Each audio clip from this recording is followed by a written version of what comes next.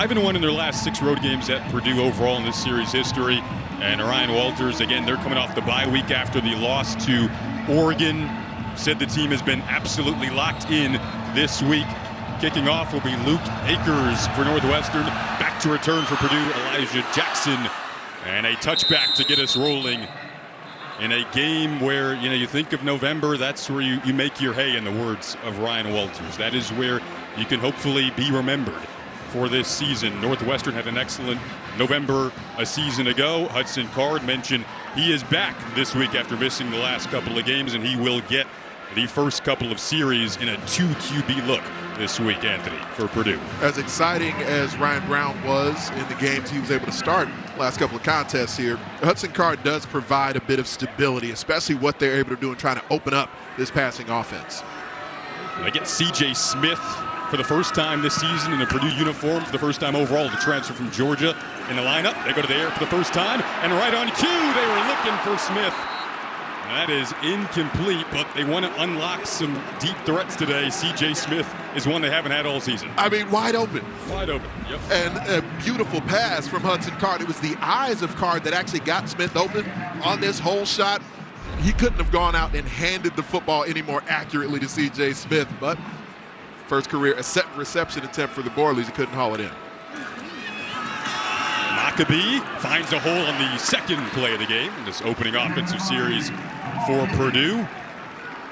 So again, it's a group getting C.J. Smith back this week for the first time. Maccabee's a guy who you really love at that running back spot. I do. The energy that he brings to this offense, the relentless attitude that he tries to finish every single carry with. And knock on wood, that offensive line he's running behind has been consistently there. 7th game with the same group. So that has been a consistent, amidst some inconsistency this year. Back to Maccabee, right into the teeth of the Northwestern defense that has had their moments when it comes to stopping the run this year as well. Grayson Metz made the tackle, stepping in for Xander Mueller, who's out again.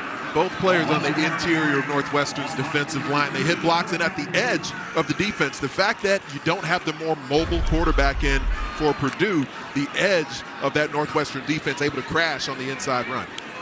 A.J. Henning is back to return this punt. Man, he was banged up in that game you called a week ago in Iowa City, 40-14 loss to the Hawkeyes. So he didn't return punts in that one. Back to the role that he is familiar with. Could be some decent field position here for Northwestern. A fair catch at the 29-yard line. So Jack Lausch will come out for Northwestern. Chicago native who took over from Mike Wright early on in the season. It's a Northwestern passing game that is in search of consistency, in search for more explosives. How do they find that? Well, Jack Lausch is a very talented, very physically gifted football player. We've seen certain games, you go back to that Maryland contest, where not only his running ability, but his passing ability was on display at a very high level. But to maintain excellence as a quarterback in the Big Ten Conference, you have to be consistent with your mechanics and decision-making. That's faltered a bit in recent weeks. Just a redshirt sophomore. He's got the captain, Cam Porter, who we spoke to yesterday, next to him. Cam Porter called it a must-win game. Lausch will roll out, dump it off. A.J. Henning in space. They want to get Henning in space, and there you see it right away. And getting it out quickly, too, is something that came from the coaching staff in our conversations to kind of ease up on that offensive line. Here's your Northwestern starters. And, again, an O-line that's been banged up for the coordinator, Zach Lujan. Having no Bryce Kurtz for Northwestern today. The offensive line does get Josh Thompson back in the lineup up front. That's a big deal for them. But Kurtz, their most accomplished receiver, they'll have to feature on Henning. Go to the ground here, looking for some balance, looking for a first down. Not sure if they got enough.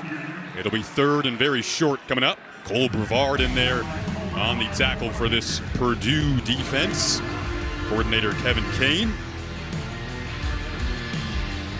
Again, they've had a week off, but last week in practice, it wasn't your typical bye-week practice. They were in pads for three days out of the week. Yeah. Things got a little chippy on Thursday. Could feel the juices flowing, and a big 3rd down and 1 early. To the ground the Cats go. Cam Porter trying to spin his way. It'll be curious where they mark the forward progress here. Right now, it looks like they're moving the chains. Fancy footwork in the hole from Cam Porter. Able to run out of the tackle initially. It's a great look at it from back in the end zone. It initially starts into the A gap, and then a nice little jump cut, just getting out of the tackle of Will Helt. And we know how much Cam Porter looks to finish every single run, even though Dylan Thieneman running the alley, not able to keep Cam Porter short. Porter had an offer from Purdue out of high school. He was recruited by the Boilermakers. Lausch to the air quickly once again. That seems to be the theme today. Able to go to Joseph Hyman that time, so they replace Porter with Hyman and go to him in the passing game. It's a nice rotation they'll have with the backs. Hyman's skill set is certainly a bit different. And to your point, Jason, you mentioned it a moment ago, getting the ball out of the hands quickly from Jack Lausch. It's allowing him to get into an early rhythm here. Not only as a passer, we've seen them move the pocket with him as a runner. They want his legs to be effective as well, and Purdue told us they want to stop Lausch's legs today. Rush 4, not much pressure, wide open underneath is Porter. So once again, going to the running backs in the passing game, and a really good chunk there. Liking the game plan so far from Zach Lujan because it's allowing his young quarterback to be decisive. And, you know, these are some of the moments where perhaps earlier in the season, Jack Lausch looking for that big play, holding the football a bit as he looks down the field, doesn't like what he's seen. Very deep coverage, cover 3 shown there from Purdue, so dumps it off to Cam Porter to move the sticks. Lausch has been self-assessing himself each week. It's very candid with the coaching staff about that. I know this is what you want to see, and as he turns the corner, nearly gets the first down. But if they're going to be effective, his legs should be effective. I mentioned Josh Thompson being back in the lineup. They're going to trap by using the tackle to block down at the right side of the formation. So Thompson is going to pull around from his guard position, a log block. And when you have a quarterback who can move like this, you can insert offensive linemen and have an additional blocking surface available to you, and it makes the defense, it keeps them off balance a bit. Last week against Iowa, season low, 43 yards and 24 carries for this Northwestern offense. Already turning that around a little bit, and some really good balance early on with these backs getting involved. There is a flag down at the 30-yard line here.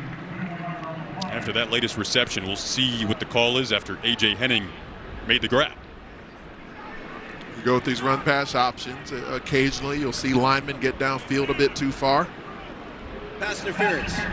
Offense, number 87. 15-yard penalty from the previous spot. It's still second down. They got the tight end, Thomas Gordon. They run these mesh concepts. A lot of times you're trying to get crossing routes and using big bodies like Thomas Gordon to ward off defenders, making those coverage responsibilities a bit more difficult. This Ryan Walters, Kevin Kane defense is known for being one that's going to play a lot of man coverage. When you use a bunch formation like that, the defensive backs would normally be off, but ends up picking up the flag. This time, no hole on that right side for Lausch, trying to get some deception created, and that's going to set up third and very long. Offenses don't like it when you're breaking down at all 22 early about a penalty. That happened at Northwestern. Now they're set back. And when we're talking about being decisive as a quarterback, that won't only be as a passer, but as a runner, where you're trying to determine, is it an opportunity for you to give or to keep? Looked like maybe on the interior, that read could have allowed Jack Lausch to hand the football off. He decided to keep it. No gain on the play. You called Ross-Ade one of the most underrated stadiums perhaps in the Big Ten. It's rocking early on 3rd and 16.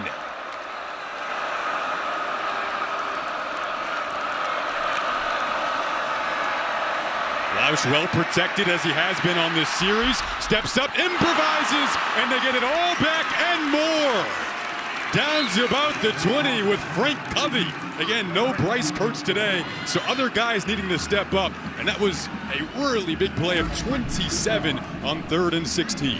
Kadron Jenkins here is going to end up being the penetrator. You get a looper coming around. Northwestern does an exceptional job picking that up, just giving Jack Lausch enough time to climb the pocket vertically. Look at him keep his eyes down the field right there, delivering an accurate strike to Covey. Lausch pumped up as he should be. Arm is looking good early. 8th play of the drive coming up here. Early productive start for the Cats. Dumping it over. Oh, they had the tight end leaking out there. That was Thomas Gordon who got hit with the penalty earlier in the drive. Time for our keys to the game, sponsored by Modelo. For the Wildcats, want to make sure they run the rock not only with the running backs, but with the quarterback position, and on defense, population density, making sure they're rallying to the football. Purdue's on offense, they've got to hunt those chunks. They hunted for them on the first series, couldn't complete the pass. When they rush Jack Louse, they've got to maintain their rush lanes. They're getting out of those lanes a bit, allowing Louse to extend the play. You get the best keys to the game names. I appreciate the chunks, population density. Louse gets hit. It got pretty dense inside there. Looked like Will Helt who got there first. He has been excellent this season. We're not completely into the red zone yet. This is the red zone extended area, just outside the 20-yard line. But the way that the Ryan Walters, Kevin Kane defense likes to operate, you will see many cover 3 looks, a lot of man coverage. So far in this game, Dylan Thieneman playing a bit more of the free safety look, hanging back on the back end. The Wildcats have to be precise with their routes. Red zone numbers down significantly from a year ago. The success in the red zone was a key part of the November success a season ago from the Cats. 3rd and 10 here. They've already converted 1 3rd and long. Louse was hit as he threw that into trouble there. And lucky that was not intercepted. Thieneman was back on the coverage. And Thieneman, we talked to him the other day. He is looking for that first INT of the season at 6 a season ago. Came close. So Louse wasn't able to step into the pass here. He's taking that pressure in the pocket from Will Helt. And so the ball floats on Jack Louse a bit. Let's look at Thieneman. He's back on the back end. I just mentioned him playing that free safety look. And so he comes out of his pedal. He's got eyes in the backfield the entire way. Could have been his first INT of the season. Brings out Luke Akers from 40. Could have been longer. He drilled it to get the scoring rolling. Pretty good start for the Cats on the road. Festive afternoon start here at Purdue.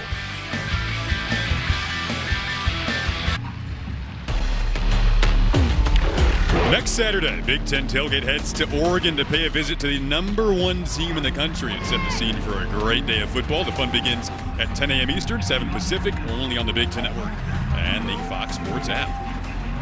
Out in Eugene, the Sharks are swimming early at Ross-Ade. So the Breakfast Club normally gets out here early. They wear their costumes, but of course, coming fresh off of Halloween, you get a little bit more verve, a little bit more vibe in the stadium. You're saying the costumes have been on since the 31st? I would imagine so. Probably don't smell great. Well, one more peek at the Sharks. Whether they smell great or they don't, they're living life. That's the key to life. Boiler Shark.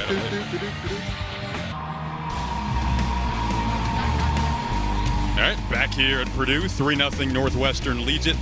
That drive resulted in points, but it nearly ended early with Thieneman leaping up here and against Henning. When you're last in the Big Ten in takeaways, these are the moments you have to capitalize on. And Dylan Thieneman, yes, he bangs with a teammate there, Smiley Bradford from the nickel, hoping to get up and get that football. Thieneman with eyes on it the entire way. He diagnosed it well, but points go on the board for the Wildcats because you don't seize on that opportunity. Purdue's offense takes back over, down 3. Were shut out in their last game against Oregon, 35-0 loss. Reggie Love takes the carry. A guy who really instantly added value to the locker room when he arrived at Purdue, but it's a Boilermaker offense. They have moved the ball. They moved the ball against Oregon. At 300 yards, they just didn't finish drives. It's intriguing just in factoring in that their head coach, Ryan Walters, one of the great defensive masterminds of recent vintage in college football, now calling the offensive plays for his Boilermaker squad. Started doing that the Illinois week when they had nearly the largest comeback in school history that week as the pass is incomplete. Intentions for Jerron Tibbs there. Going to look at today's impact players sponsored by Auto Owners Insurance. It's going to be tough duty for Ben Rather at the right tackle position because of the exceptional edge rushers that Purdue can present. R.J. Pearson, the HBCU transfer, he maybe came off his best game last week against the Iowa Hawkeyes. Gus Hartwig on the interior at the center position, one of the most experienced guys in the Big Ten Conference, and we've already seen Kadrian Jenkins, what he's capable of today. Hudson Card mentioned with C2 QBs, he's still in on this series. That ball is slightly underthrown, but somehow still hauled in. It's C.J. Smith. They were excited to get him back. That is why. Well, the speed is one thing. from C.J. Smith. We haven't had an opportunity yet this season to see how does he adjust to the ball in flight. Had a drop on the opening series of the game. This is the way you make up for it. The offensive analyst Jason Simmons told us simply, he's different. I mean, this guy, they were so pumped to get him back. Been working on his conditioning, lightly practicing, and here he goes once again on the end-around action there. Former track star in high school, transferred from Georgia. Again, Purdue fans were so pumped about seeing him early on, had a phenomenal camp, but then got injured. But he's back. 31-yard catch on that prior play. I do have some curiosity. So what's the conditioning like for C.J. Smith? How much of the offensive system will he be able to be involved in today? He was a state champ in both the 100 and 200-meter dash, so they are looking forward to utilizing him. Quarterbacks raved about his ability to create separation. Speaking of separation, over on the sidelines, mixing it up now, getting Jerron Tibbs involved. Let's go down to Danny.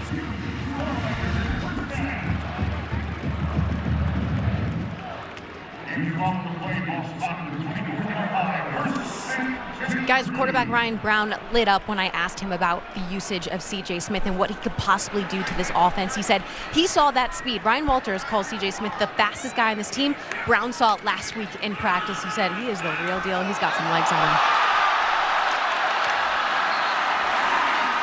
They say that was a completed grab. It was to Claire, continuing the theme of receiver talk. Claire's a tight end, but he looks like a receiver sometimes when he's out there with grabs like that. That's a great grab from Claire at 6'4", able to go down near his shoe tops to haul this football in, nearly hit the ground, able to get those big mitts underneath it to ensure that it doesn't. To continue Danny's point, I mean, the variety now that you can utilize in this offense is expanded. Nice little juke move there from Hudson Card. That hit hard, but he's a guy they want to kind of unlock his legs as well this week down in the red zone. And, Hudson Card is mobile. He's certainly not Ryan Brown. So this is where Ryan Walters did say he'll utilize both quarterbacks throughout the game today. To run Hudson Card is one thing. I do wonder at some point if we'll see some red zone specific packages for Ryan Brown. This area of the field, it can be utilized well. So Northwestern came up with 3 when they were in the red zone. Can Purdue come up with 6? A little shovel out to Reggie Love, looking for the corner. Got dragged down. Nice open field tackle there made by Grayson Metz. It's a really good read by Grayson Metz, playing the linebacker position with no Xander Mueller in the lineup. So that defensive front, been talking about here for the Wildcats, not only A.J. Pearson on the inside, but Carmine Bastone doing big things. And at the second level, we've already seen Grayson Metz and Mac Uline, what they can do at the second level. On the back end, young player named Damon Walters doing big things for the Wildcats. Xander Mueller was at 41 tackles when he went out. Metz, one of his best friends, stepping into that role. So a third down now. They go to the air in the end zone, and that is broken up. Aaron Johnson on the coverage. Excellent play against Jerron Tibbs to force 4th down. There are a few players in college football with more pass deflections this season than Theron Johnson. He's able and willing to get physical in coverage, doesn't mind putting his hands on the wide receiver, and that is completely legal when you're down here. Ball's in flight, both players fighting for it, and yet another time with Theron Johnson able to thwart the wideout. One of the returning starters at corner. They said he has been extremely focused, especially since the Maryland game. Spencer Porath coming on now for the 26-yard attempts to try to tie this game. Chip shot is good. Deadlocked at 3. But David Braun, a defensive guy, fired up for his corner. Theron Johnson locked in.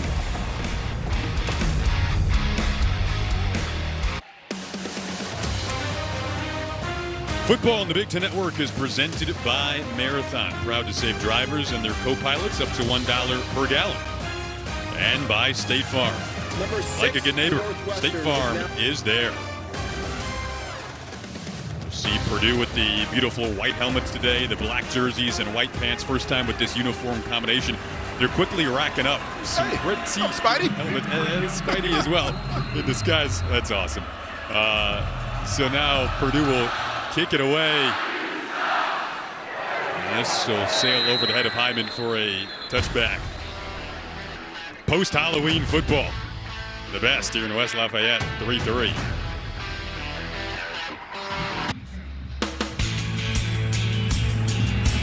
Follow at B1G Football right now on X, YouTube, and Instagram to get immediate access to the best highlights, features, and teams you love.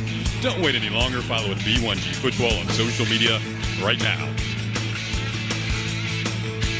Some wear the shark costumes, some wear the clown masks, some wear the Spidey masks, some go shirtless. What was your last Halloween costume you wore? It's been that long, huh? No, I'm trying to think because I get creative sometimes, Dan. Okay. I was Bob Marley. Nice. Yeah, I was Bob Marley. So, little update here. We have Jack Lausch in the game along with Ryan Holinsky. There we Who go. was expected to come in at some point today. We were told both quarterbacks could be on the field at some point today. And here it is on the second series. Pass incomplete from Lausch, had intentions for Henning. So, again, Ryan Holinsky, you see him there through some warm-up throws. His teammates were getting him hyped up. We'll be curious to see how long both guys are in, what the stints are. But you see his numbers did appear in that game you called last week against Iowa, was 5 for 8 in that game, a little over 50 yards. We do expect to see more of him today, but a good start for Jack Lausch, who was 4 of 6 in that opening drive. They go with Henning here in space. He gets knocked out of bounds. Hyman rather knocked over on that near sideline. Good hit from Kendrick Breedlove. It's interesting just because that's a data point where Holinsky came into the game. Jack Lausch motioned out of the backfield. So now Northwestern, their offense, they get a chance to look and see how Purdue's defense is going to react to that. And Hyman able to run out of the outstretched hand and the ripped off jersey for a bit there.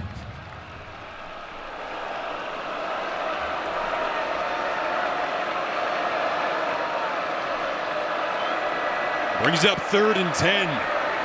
Third down the Cats have faced today. That ball is complete to Calvin Johnson. Some moves after the grab, and the yak is going to be enough for the first down. Really good pocket presence there from Jack Lausch. They had Kadron Jenkins spying him between the tackles. Lausch hangs in the pocket. See number 4 there, Jenkins. He's just waiting to see if Lausch is going to try to extend the play in either direction. Lausch was able to be patient. Great pass protection from that offensive line and hit Johnson in stride. You see 3rd down percentage. They've struggled on the season, but 3 of 4 to begin the day. Lausch a pump, then looking deep, trying to catch up to it was Henning. Got a little entangled though with Breedlove, who was in on the coverage. And that time, Jason, Jack Lausch predetermined where he wanted to go with the football. Saw a matchup that he liked, and sometimes you have to do that. You have to be willing to throw with anticipation. To your point, A.J. Henning collided with the defensive back, so he was really never there where Jack Lausch was throwing the football, but that was actually another play where he had Calvin Johnson, CJ as they call him, coming from the opposite side of the formation. Could have hit him on another crossing route for a first down. Fun start to this game. Hole opens up here for Hyman. Came perhaps just short of moving the chains. If he's short, it's inches short, but he got it. They're going to say he's enough. Well, Thomas Gordon, sorry, Jason. Thomas Gordon comes from outside in on the formation, and as he does that, he's going to seal off the edge defender, but it's actually the eyes of the second level that are thwarted by the fact that Jack Lausch is so mobile, so you really get the sense that Kevin Kane's defense is a little bit worried, trying to figure out when Jack Lausch will take off and utilize his legs. The game plan for Northwestern working out really well here through their first couple of offensive series.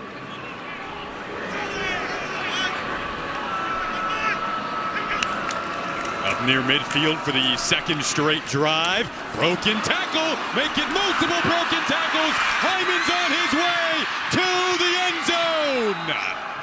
What a run from Joseph Hyman. 51 yards he goes, and the Cats are back on top. You've got so many bodies near the line of scrimmage, as is the case for Purdue. then all it takes is a speedy player to break the tackle box. Kadron Jenkins not able to get over the top of the offensive tackle. Nice seal block from Caleb Tiernan. That thwarts the second level of that Purdue defense. And when Hyman gets into the open field, we know how fast he is, one of the speediest players of Northwestern. Already much better start than a week ago for Northwestern. Only right back in a quick 30 seconds.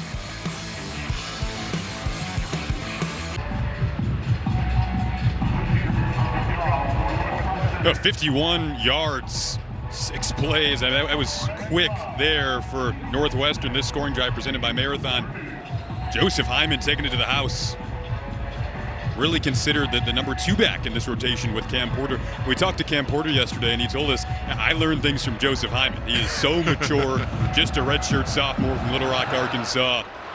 Put on about 12 pounds in the offseason, and you could see him breaking tackles on that big run of 51 yards.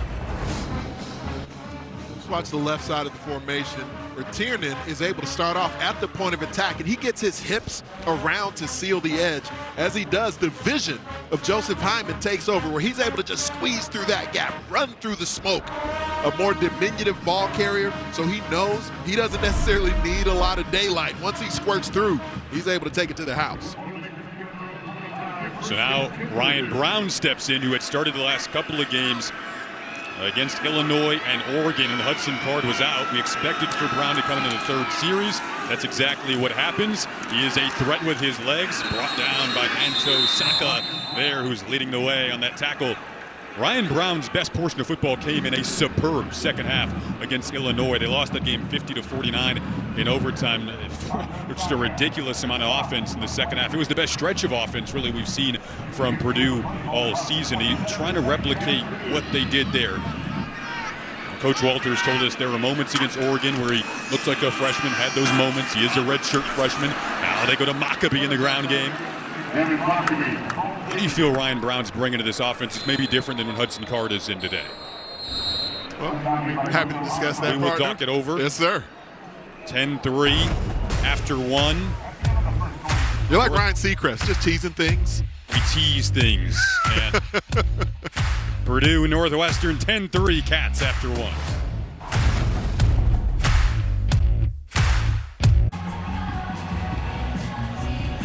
The 10-3, Northwestern after 1. Danny caught up with Coach Braun after that first quarter. Coach, you told me you wanted your team to start fast. 2 drives, points on the board both times. What opened up for that Joseph Hyman 51-yard run? Yeah, great start. A couple huge third down conversions. We got to continue to run the football well today. Thanks, Coach. A good balance for his offense so far. 6 first downs. It's Purdue back to work. And the Northwestern defense swarming over there. Coco Azuma along with Metz. Let's go to the studio in Chicago.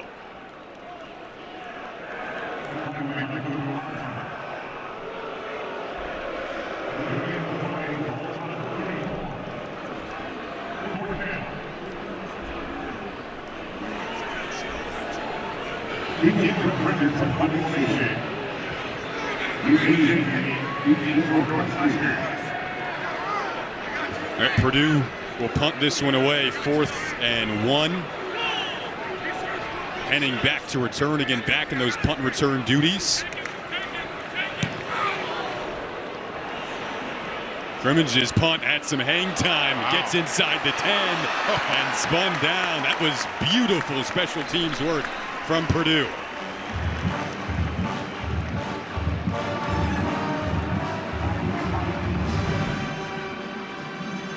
Let's go down to Danny for a quick injury update. Purdue defensive lineman Joe Anderson went into the medical tent after the first quarter. They're still in there working on him. I'll update you as we go. Thanks, Danny. So we'll keep an eye on that. Big Joe Anderson, who's been a key part of the interior of that line for Purdue, and now Northwestern in a position that became all too familiar against Iowa, kind of backed up around their own 10. They had gotten much better field position this week to begin. Olinsky to the air, caught by Covey. Now he breaks the tackle. Purdue having a lot of trouble tackling early on in this game. Did the ball come out at the tail end of that run? Covey had it, lost it. They're pointing the direction right now of Northwestern keeping this ball. Calvin Johnson emerged from the pile with it. Covey certainly covers the ball up with both hands. It's good hustle from C.J. Johnson. Picking up his teammate there. It's a big hit, setting the edge for Purdue's defense. Smiley Bradford able to come in with the big collision. Calvin Johnson able to get the recovery after the Covey fumble. Bradford, just a true freshman, stepping into his first start today at that nickel spot. Already making key plays. Now Hyman, who had the 51-yard touchdown run, the difference in this game right now, brought down by Yanni Karloftis. And all of a sudden, you see Covey limping over there on the sideline. Remember, Bryce Kurtz, key receiver for Northwestern, over 400 yards in the season, already down.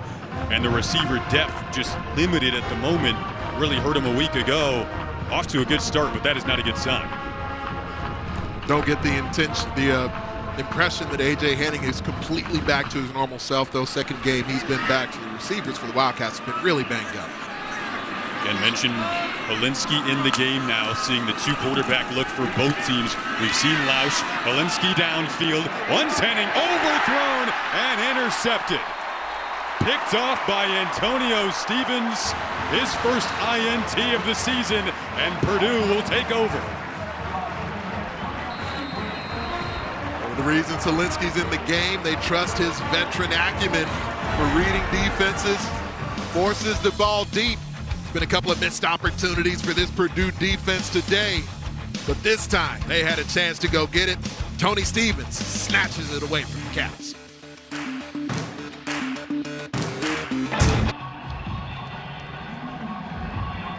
(10-3) is the score in West Live. Purdue's defense now taking advantage of this opportunity. Antonio Stevens, watch him get into his speed turn. Initially, he's making it look like cover two, expanding toward the boundary side.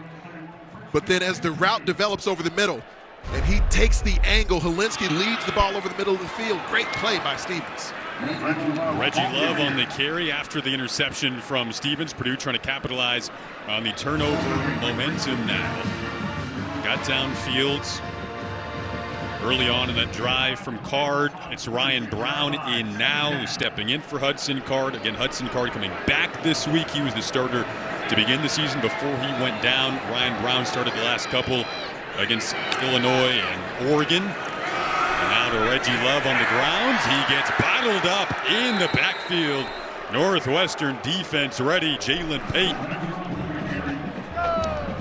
Let's say hi to Danny. Two sophomore DBs, Joseph Jefferson and Anthony Brown, surrounded Antonio Stevens after that INT, telling him, "I told you so, I told you so." And then they were quickly reminded by their coach that they should probably have 2 INTs and a forced fumble at this point. Harkening back to that Dylan Thieneman near interception from earlier in the game, Danny, no doubt. There have been some near misses in this one. Maccabee in the receiving game accelerates and gets up near the first down marker. The running back, an Indiana native who ran track growing up, saw the speed on display there, gain of 13.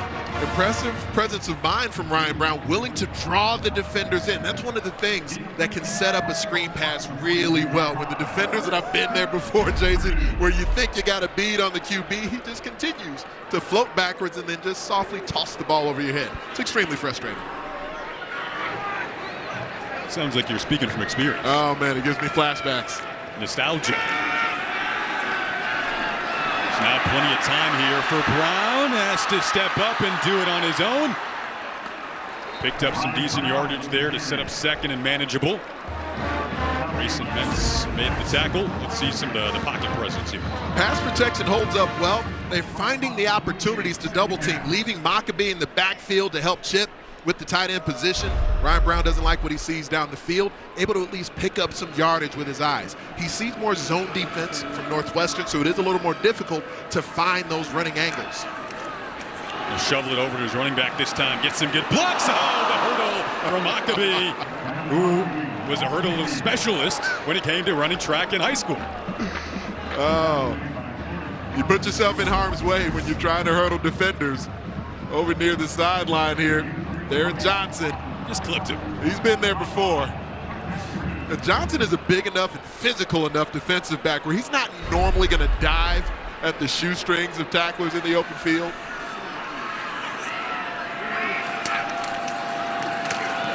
Pads are popping. This time Jalen Pate got in there again. Immediate impact.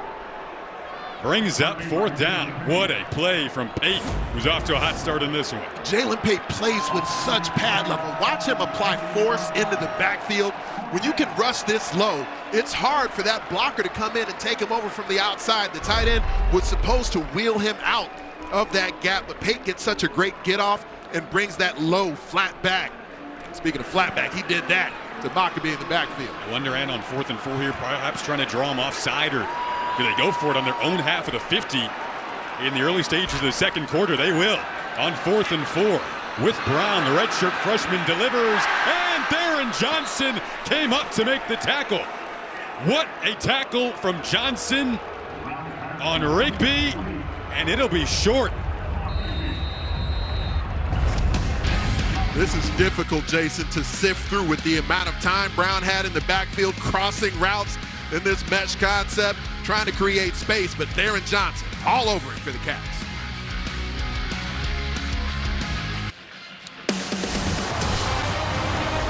Well, still to come, we got more football. The triple header continues as Nebraska hosts UCLA, followed by USC against Washington. It's all still ahead only on the Big Ten Network and the Fox Sports app.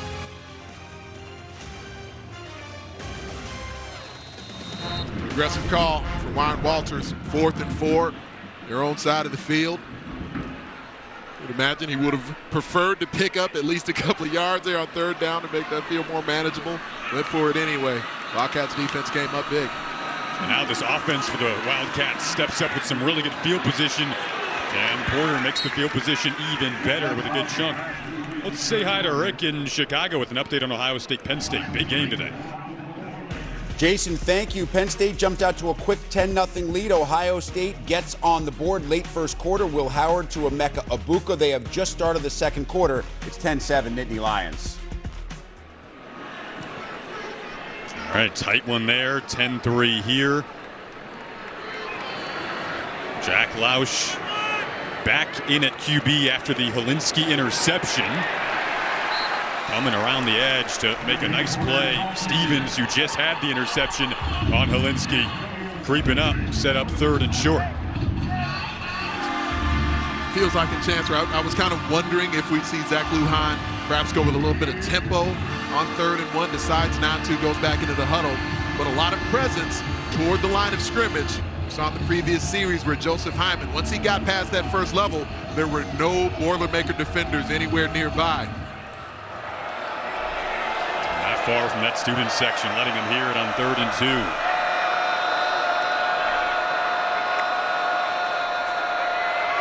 Quick throw, was that grab hauled in? What initially looked one-handed from Thomas Gordon, the tight end. One of 3 grad students at the tight end spot for the Cats. I think this was one-handed, man. I mean, he's an exceptional blocker at the point of attack. You see his skills as a pass receiver, though, as well. Able to reach out just that right hand and haul it in. Full extension from Thomas Gordon. No receivers healthy, no problem. Northwestern felt like they had their best Tuesday practice of the year after they were really motivated on Monday by head coach David Braun walking in, looking them dead in the eyes and saying, what are you going to do with this season after the loss to Iowa last week?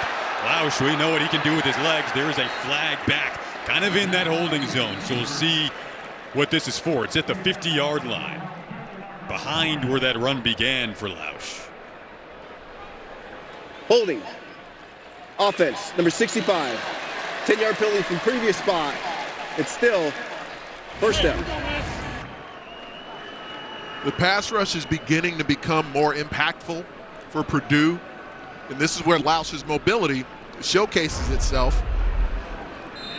For Jackson Carcello, not able to stick with the interior from Mo Amanade on the inside of Purdue's defensive front. Carcello had to come in for an injured Jack Bailey, who was the starter at that center position, the transfer from Colorado. So Carcello has had to work with multiple QBs in practice as well at the center spot. It's Lausch in right now, using his legs again, trying to get the penalty yardage back. Hey, Danny.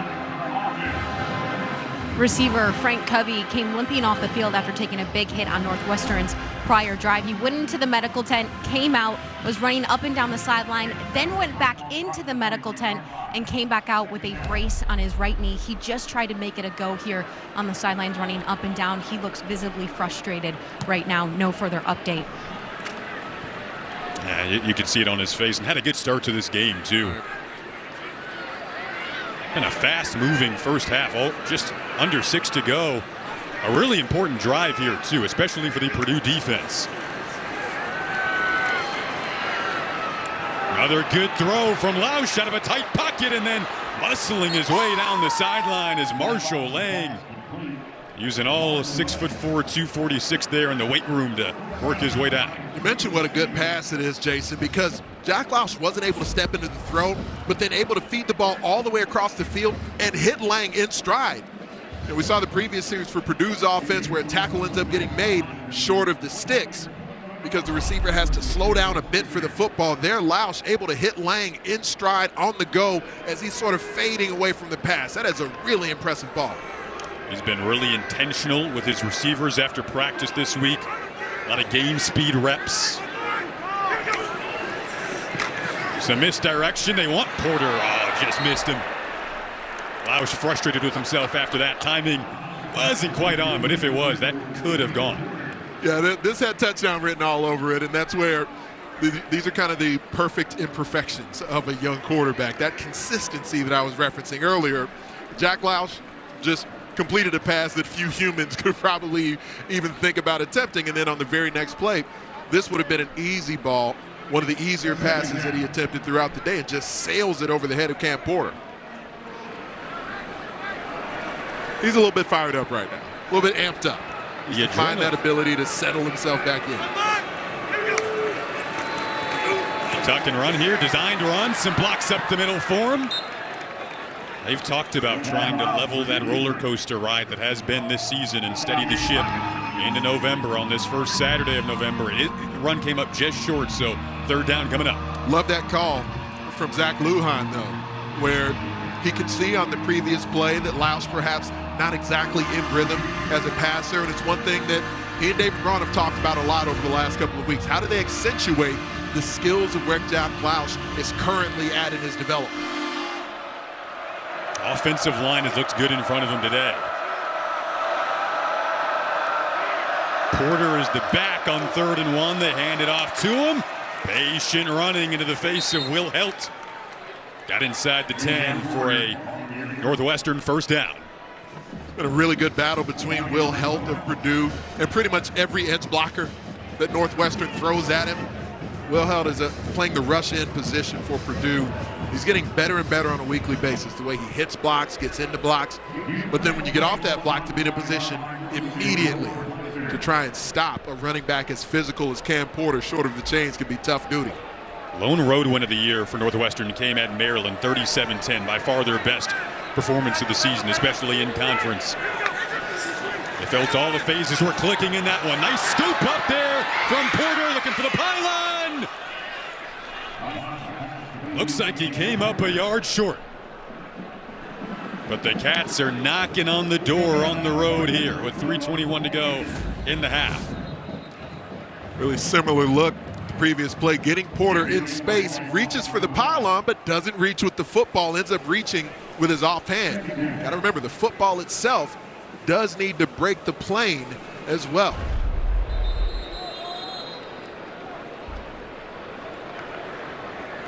The ruling on the field of the runner being short of the goal line is on the further review. So they're going to review the spot and the pylon, getting some repairs as well. It's certainly worth a look.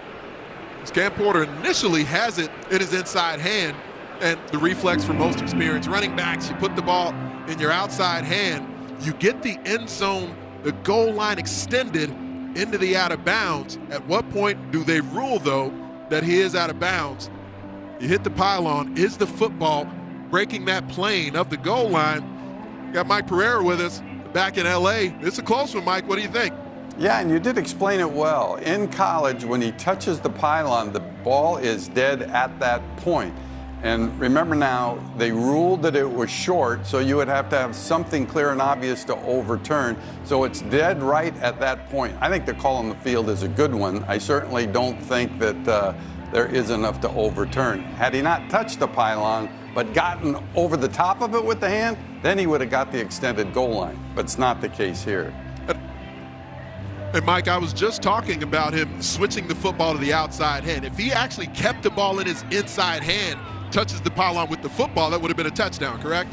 Touchdown. It certainly would have been. You're right.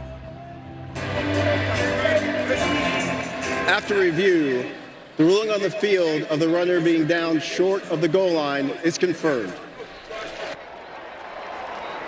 And I don't mind necessarily that Cam Porter switched the football, but it is a distinction where he made the decision in the midst of the playoff reflex to put the ball in his outside hand to try to ward off the oncoming tacklers. But then that's a part of why he's reaching now with the football not in that inside hand anymore. That's a great explanation, and like you said, just a matter of which hand the football was in there. The difference between a touchdown and 1 yard away from a touchdown. Porter's got 5 TDs on the year. Could they go back to him here to potentially have number 6? They do exactly that. Leaping, and looks like he came up short again. Few inches shy. Kadron Jenkins came down and clogged up the middle. And the point of attack, which is essentially between the two A-gaps, it gets stacked up because the interior of Purdue's defensive line uses what we call a sub technique, where they're going to go into the ground. They're basically trying to get into the lower legs of those offensive linemen. They're not trying to stand up and force blockers with their hands. They just want a pile of bodies on the interior, allowing the linebackers to flow. 3rd and goal. Porter again, another leap again. And this time the signal is that he's in. So they finish off the drive. The red zone had been a struggle of late. 16-3 after Porter's 6th rushing touchdown of the season. That camera angle right down the line. Cam Porter leaping. Kadron Jenkins doing what he can. We got to remember, Kadron Jenkins just this season getting more and more accustomed to playing that off-ball linebacker spot. Not able to quite stop Cam Porter from breaking the plane. So David Braun and his group putting themselves in great position in this opening half. Everything confirmed. Now Akers comes on for the extra point. 11 plays, 50 yards. They've been lengthy drives too today for the Cats. This one lasted 6 minutes and 22 seconds. Jason, there's not a lot of speed and space that happens on these goal-to-go scenarios. Just a lot of big guys with raw thighs running into each other, leaning on each other. Porter getting the paint. Coming up at the half, guys in the studio, we'll send it to Rick, Howard, Jerry, and Brock for the halftime report. Sponsored by Defender. Big game in Happy Valley. Number 3 versus number 4, Ohio State and Penn State going head-to-head. Gophers going for 4 straight. And taking a look at the first half in this one that really kind of turned after Purdue went for it on 4th and 4. Didn't get it. On their own side of the field, Northwestern able to capitalize. A couple of different long drives. A Northwestern group that already has more points than they did a week ago against Iowa in that 40-14 loss. Short kick taken off a hop, and now the Northwestern special teams coming up big. Hazama making his way down the field, and Purdue's going to have to start at their own 10. Not what they wanted with 2:20 to go. Still have that 2-minute timeout as well. The kickoff is the expectation. You'll field it quickly. So, and mentioned we're coming off Halloween, and speaking of the Cats, these are David Braun's kids. You know, his youngest, Blake, is 15 months. This is his 7-year-old Andrew, who wanted to be Cam Porter, running back for Northwestern for Halloween. His oldest son, Lucas, was a pickle. He's 9 years old. Again, Blake, 15 months. She was a dinosaur. Your 7-year-old Bishop was an Uno card. phenomenal Yes. costume. Well, he'd been a dinosaur for the last 3 years. We were able to convince him at the last moment to make an adjustment. Purdue goes to the ground, and a phenomenal tackle made in the backfield. That time, Pate there again. Tackling Maccabee. 2-minute timeout on the horizon. Love the pad level and the energy that Jalen Pate brings to it. This is the 2-minute timeout. We've hit the 2-minute timeout. Great scene here at Purdue. First Saturday of November.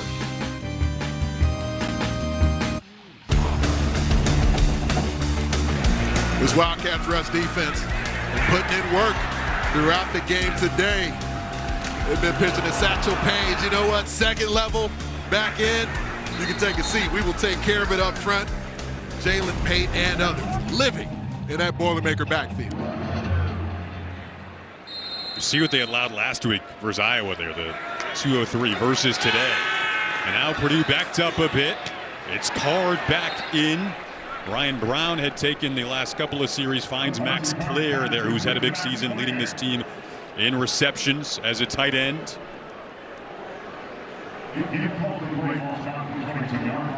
So they get some of what they lost back. Looks like it's going to be third and very short, 3rd and 1. 1:38 to go. You got all 3 timeouts. Trying to get momentum into the locker room. Desperately needed for Purdue. Card to Clare again. Second straight play, and using all of the muscle there to move the pile forward at the tail end. And moving with pace. Clare really a talented, big-framed tight end. Team's leading receiver. Gain of 13 on the last play. Card again. It's Clare again. Trifecta on the Clare connection. It's a beautiful route, gorgeous pass. Card to Clare.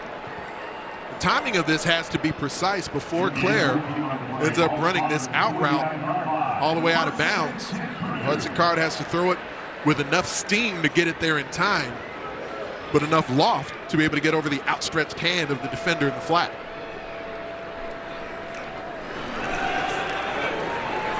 Now 1st and 10. Best the offense has really looked so far. It's Tibbs this time through a tunnel and over to the sideline.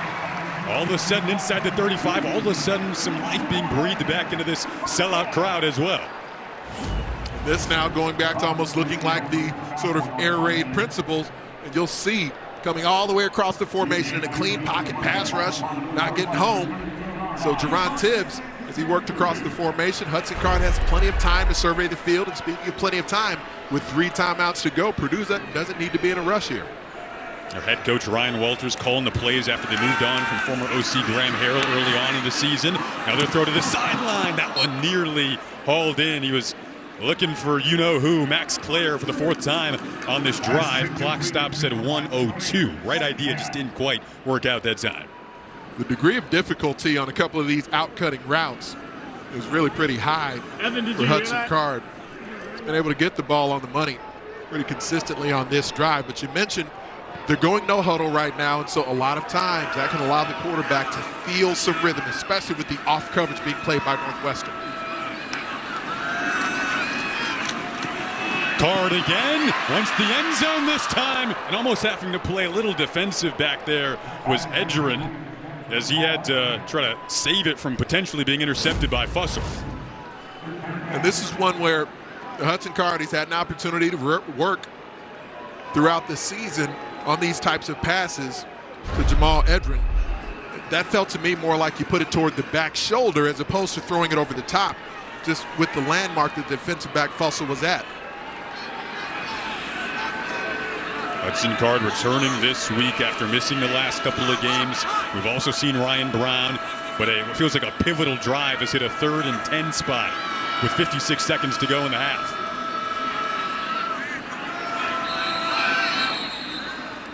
And now they want to talk things over. Northwestern was showing some pressure.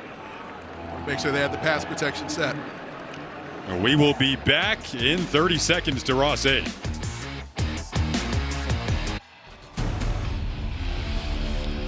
Experience the expanded Big Ten Conference like never before with Big Ten Plus. Stream thousands of non-televised and live events across the Big Ten. Plus, enjoy next day game day replays for every Big Ten game. Subscribe right now at BigTenPlus.com. The expanded conference this year, of course, we've already streamed over 400 events.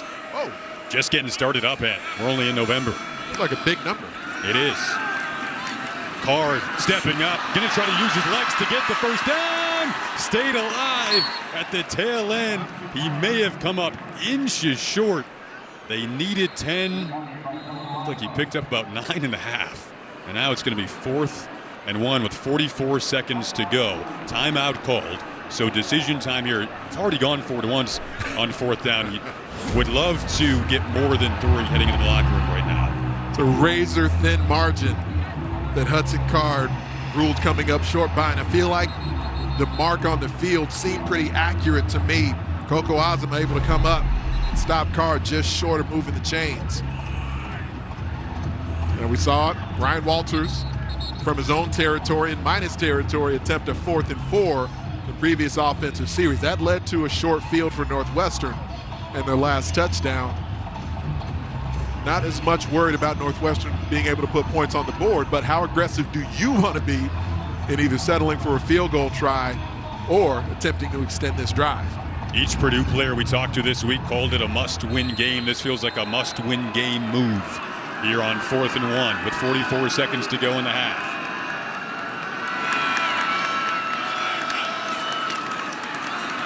They kept it, now they throw it to Tibbs, who has it on the sideline. Out of bounds inside the 10. Beautiful play design there.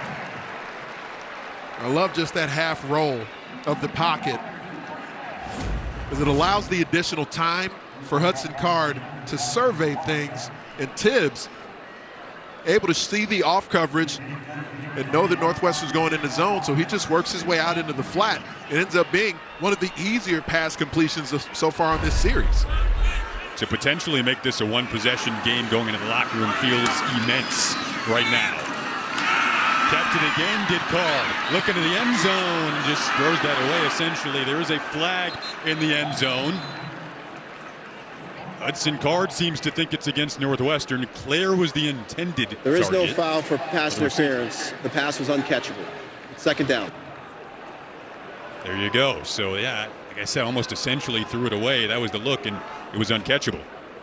And if the official would have ruled that it was holding and not pass interference, then the penalty flag would still matter. But the fact that they called pass interference and not holding, that's where the pass being uncatchable thwarts the potential penalty flag.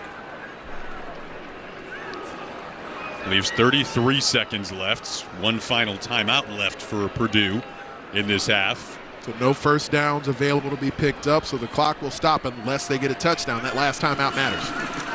Pressure comes, one-on-one, back of the end zone. They call it incomplete on the catch out of bounds from Tibbs. Would have been an incredible grab. Jerron Tibbs is 6'3".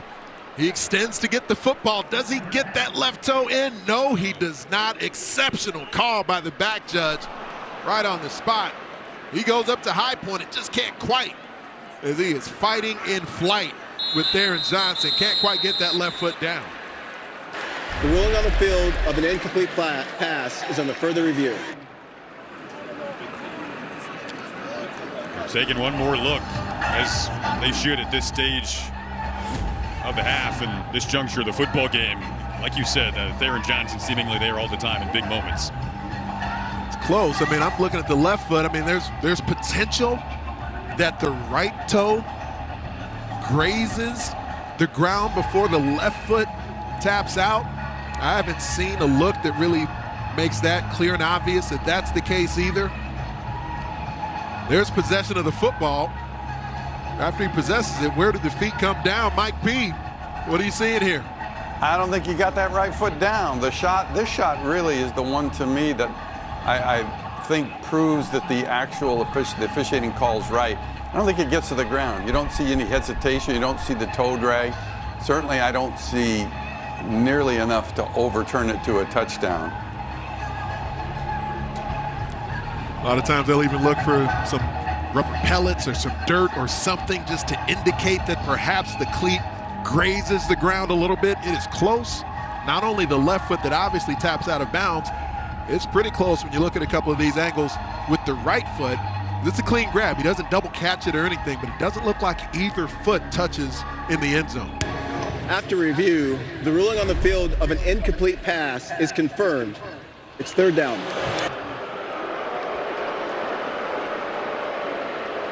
Everything stands as it is. Great effort from Tibbs. They still got 3rd and goal, and then decision time if they don't get it on 3rd and goal. Now, I wouldn't rule out, especially with a timeout remaining here, I would not rule out spread formation, handoff to Devin Mockabee, a really physical and relentless runner, and just see if by formation you can get him into the end zone.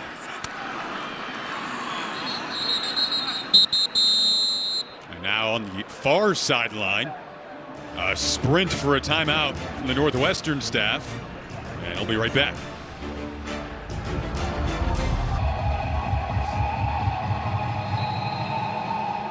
A 3rd and goal coming up from the 6 for Purdue.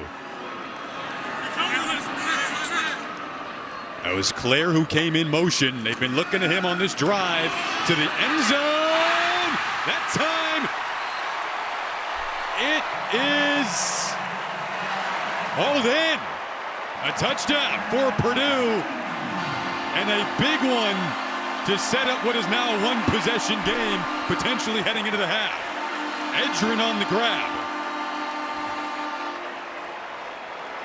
There's a lot of trust in this play call because I anticipated an RPO, maybe something with a cleaner read. Here they just decide to trust Jamal Edgerrin and his ability to go up and get this football over the outstretched hand of Josh Fussell. Great throw, outstanding mitts. Borath on the extra point. This was not an easy drive. They had to make up a lot of ground. Starting back inside their own 15 with 2 minutes to go. This was a 2-minute drill. That's a line in the sand sort of drive for Purdue, where Ryan Walters calling the offensive plays, his playmakers, many of them who've transferred in.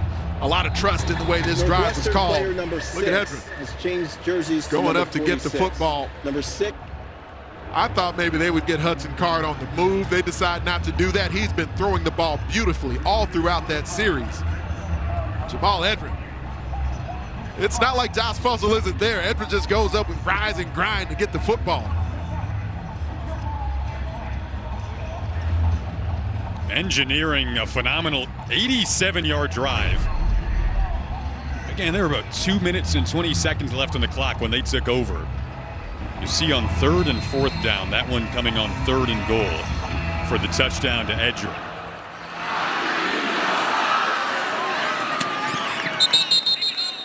And now Northwestern with 25 seconds left. You wonder if they'll be content to go into the locker room up 7.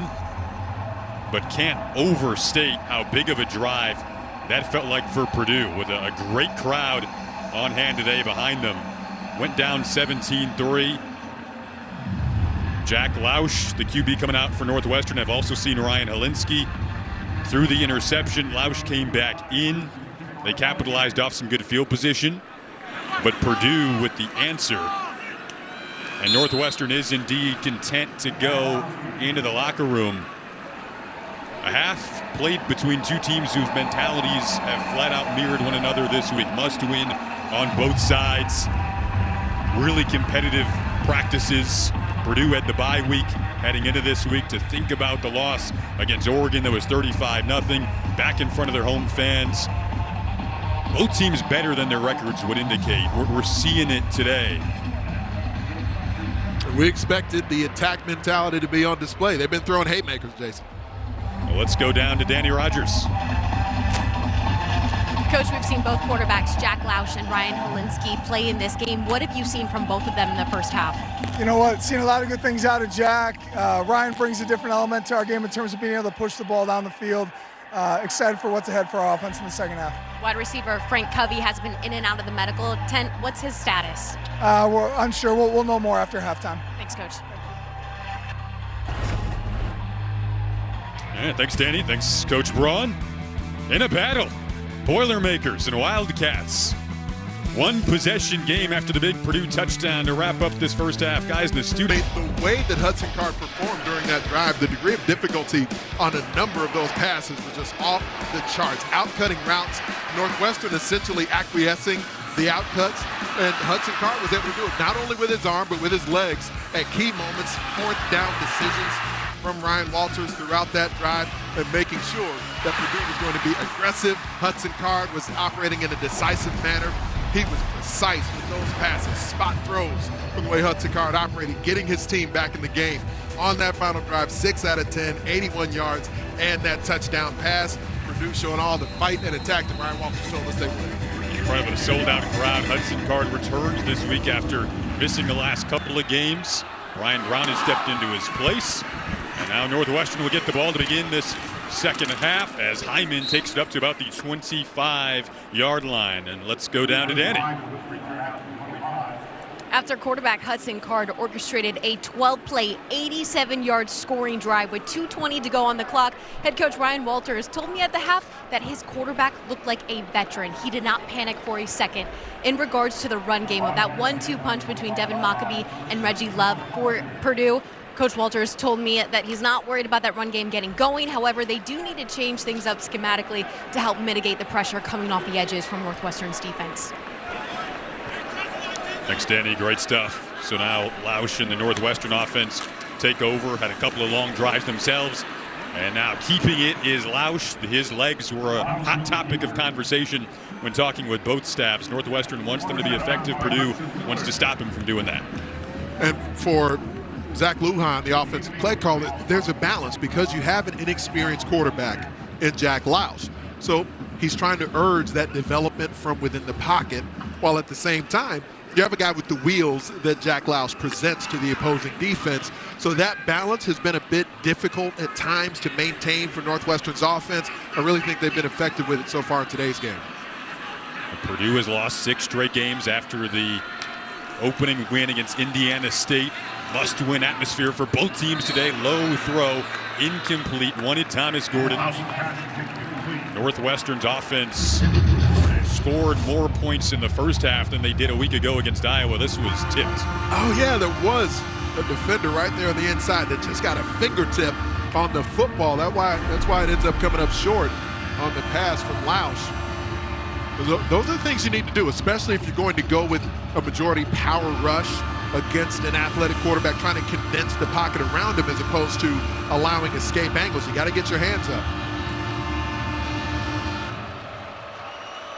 A Northwestern team that struggled on the season on third down, 6 of 7 today. And a quick timeout called early on in this half. Northwestern called it their first. There's a lot of. Remember, later tonight, 10th ranked Oregon squares off with UCLA in a Saturday night volleyball showdown. Coverage begins at 11 Eastern. Get your coffee, 8 Pacific, only on the Big Ten Network and the Fox Sports app. Busy day on BTN, 3 football games, some volleyball later tonight. The volleyball in this conference is it's grown even more. Yes. With teams coming in from the left coast. It's already the top volleyball conference in the country. The degree of difficulty of these schedules that they've been playing in Big Ten volleyball, it's fun to watch. It's been fun to watch Will Help throughout the day as well. What he's been doing rushing the edge for Purdue. Big third down opportunity here. 3rd and 2 normally, where you are still respecting the run as a pass rusher. To the ground, Northwestern goes. It'll be very close with Cam Porter. Right now, Anthony, I don't know if you're moving the chains here. Well, from the spot of the football, it doesn't appear that they will. After this decision, David Brown just confirming, clarifying what personnel grouping is going to make sense here. It was a decision, and the decision will be. So now the play clock ticking down with some indecision there from Northwestern. Both teams scrambling to get the right personnel. And because of the late sub, I mean, Purdue is able to meander their way on the field because when the offense substitutes, the defense has to be allowed to sub as well. Delay of game. Offense. 5-yard penalty. It's still 4th down. So on its own, it's only 5 yards, but those are hidden yards. And especially in a game like this with two offenses that have been searching for consistency, that have been searching for chunk plays. We've seen a bit of that throughout the game today. That 5 yards on its face in one moment isn't a big deal, but it is sort of a harbinger of what's been happening throughout the season with these squads. Dylan Thieneman back to return this punt from Hunter Renner, who steps into the punting duties today. Luke Akers was doing that a week ago. They wanted Akers to have more of a routine kicker warm-up. So Renner, the Indiana native, boots it away. Thieneman found an initial burst, and Purdue will have some decent field position moving that pile out to the 39, trying to replicate what they did to end the opening half. First offensive series of the second half coming up for the Boilermakers. Want the latest on today's games? Just tell Siri, show me the Big Ten football scores.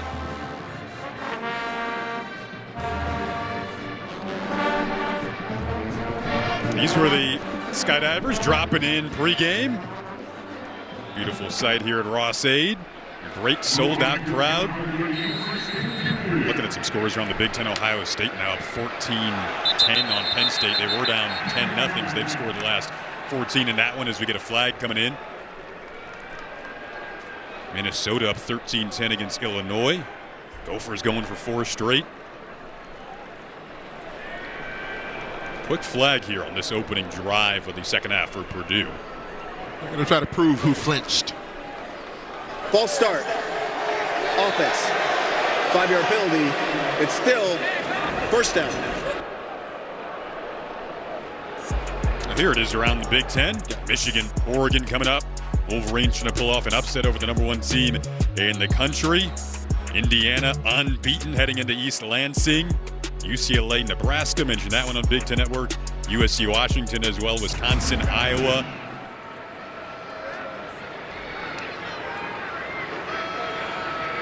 Potentially could have 10 bowl-eligible teams in the Big Ten when you look around at the end of the day. The 17-10 here, Northwestern up. Hudson Card going back to work down the sideline, and there was some contact, but no flags as of yet. And still no flags as he wanted C.J. Smith, who had a big grab in the opening half. Remember making his Purdue debut, the transfer from Georgia, who was injured to begin the season. Really well defended from Northwestern because they snuffed out that little half roll action from Hudson Card. They've seen it a lot throughout the game so far. So that time, not only Jalen Pate, but Mac Uline able to get there as well. Oh, yeah. On a frosty day like this, those pads are going to crunch. Purdue has felt Jalen Pate. The previous today. play is on the further review.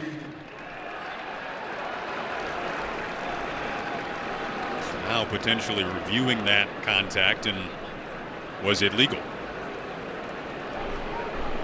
When you're chasing the quarterback out in space, a lot of times what ends up happening where even as you see the ball getting thrown, but you're that step away as a defender, so you're trying to pull off enough or you're not going to drive him into the ground with force. Curious if there was a launch at all there. And from U-line here. And that launch would be one of the indicators of targeting. From my vantage point, I don't view that as a launch of the defender where, you know, as you're running and sprinting full speed, there will be moments where both feet are off the ground, but I don't see that upward thrust that you look for when trying to look for a launch indicator. That crown of the helmet potentially being involved here as well in what they're looking at. This to me doesn't strike me as targeting on either player, on Uline or Pate. You know, worthy of review. We've seen the targeting numbers come down over the last few seasons here. About 1 in every 6 After games review, has a player ejected. there is no targeting on the play. It's 2nd down. I think that's the proper call. But Mike Pereira, what'd you think about that targeting review? Anthony, I think they were listening to you before they made the decision. I like the actual decision of not calling targeting here. You know, you have to have clear contact to the head or neck area with all the indicators that you need. There's a little bit of ambiguity whether or not he got him in the neck or not, and unless you can prove it, you don't want to call it. So again, no targeting. Purdue goes back to work. Nice throw over the middle. Hanging on to the football through a tough hit is Max Clare, who was having himself a day. Brought down by Theron Johnson. And just as a quick point, Jason, coming up to third and short here, but Max Clare hauls this one in. Theron Johnson, years ago, this would have likely ended up as a helmet-to-helmet hit, but because targeting has become such a big part of the sport, now we're to the point where defenders have adjusted their aggressiveness. Defenders have adjusted their contact point. I think that was a great example of it. That was 13 yards, but they needed 15. They need 2 more to get the first down. Cardwillie try to use his legs to get it. Has to back up and gets pushed out of bounds well short of the yard to gain. So did not get the first down here, and they're on their own side of the 50 in a one-possession game. Uline kind of won the race over there, actually lost one. Probably going to have the punting unit come out. Looks like that's what they're going to do. Excellent pursuit by Northwestern. They went to their own version of man coverage, even though it's off man. But you see Theron Johnson chasing all the way across the field. Hudson Card hoping for an opportunity to deliver the football. Decided not to throw it into harm's way. This does set up the punting unit to be able to potentially try to pin the Northwestern Wildcats. Brings out Crimmins to punt. A.J. Henning to return. Trying to pin Northwestern deep, and he does just that. Must-win game for both teams. Northwestern up 7 early stages, second half.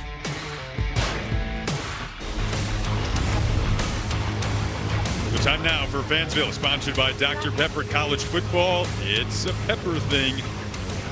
Celebrating Fansville here, one of the best game day atmospheres in the Big Ten.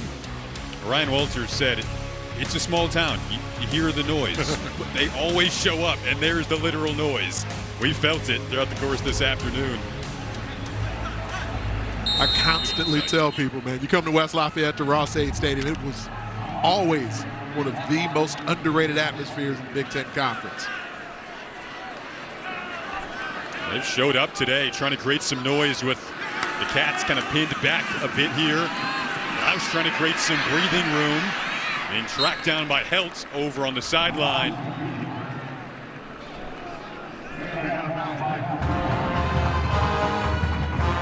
That balance for the way they utilize Jack Lausch. You know, when you run the quarterback a lot, you of course do put them in harm's way. They're going to take more collisions, get more banged up throughout the game. It'll test not only your physical stamina, but your mental stamina as well. But it does allow the offense the opportunity to at least stay on schedule, not get behind the chains if you're not comfortable with the constant drop-back passing attack. Ryan Helinski took the 3rd series at QB in the first quarter. Since he threw that interception, it's been all Lausch who goes to the air as a completion with A.J. Henning. Nice move out to the 24-yard line. Henning had a full week of practice after he was banged up heading into that game you called last week against Iowa, and he looks pretty comfortable today. From that trips formation, Henning was the guy in the slot. As he broke out, you had multiple teammates from outside the formation running across. That made it difficult for the Purdue defender to stay in phase with Henning on the route. Some good anticipation shown there by Jack Lausch. Remember Northwestern without wide receiver Bryce Kurtz, one of A.J. Henning's great friends. Frank Covey went to the tent earlier in the game, another key wide receiver for Northwestern. Flags come out quickly as the ball was being snapped. False start. Offense, number 70. 5-yard penalty. It's still first down. Former USC transfer, Cooper Lovelace, called for the false start.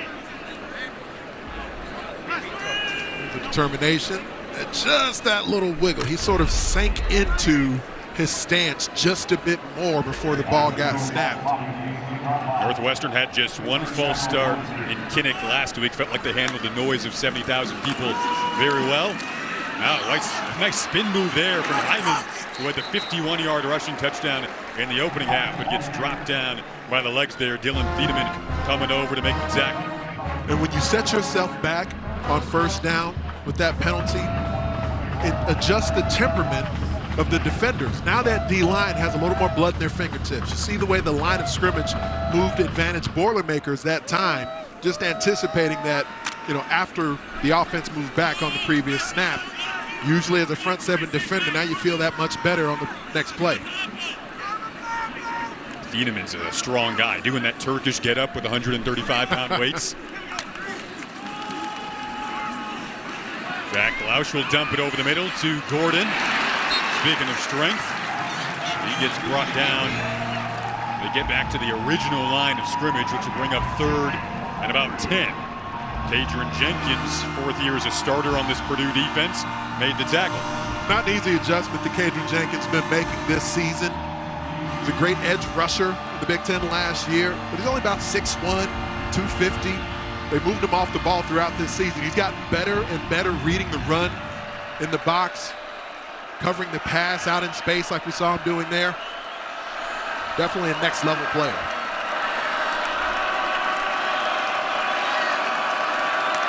Purdue defense trying to get it back to their offense. Jenkins on the rush. Lausch got it off in time, but Gordon is absolutely met by a host of Purdue defenders out on the edge. And Northwestern going to have to punt this one away. Boutros Alessandro leading the way. Ryan Walters known as a guy who's essentially an AMC defensive mind, always man coverage, but on third down, third and long especially, they went quarters, keeping eyes in the backfield, and now Smiley Bradford was able to lead the charge. That true freshman playing the star position. They've been really excited about his development. Went to a great high school program, East St. Louis High School, had an unbelievable fall camp, then got injured, missed the first part of the season. Bradford, now this is a punt that takes a hop for Thiedemann. He was able to break out of the initial contact, then got hit really hard. Looks like Bruss who came up to make the hit. 17-10 Northwestern. Purdue going to take back over with 7:46 to go in this third quarter.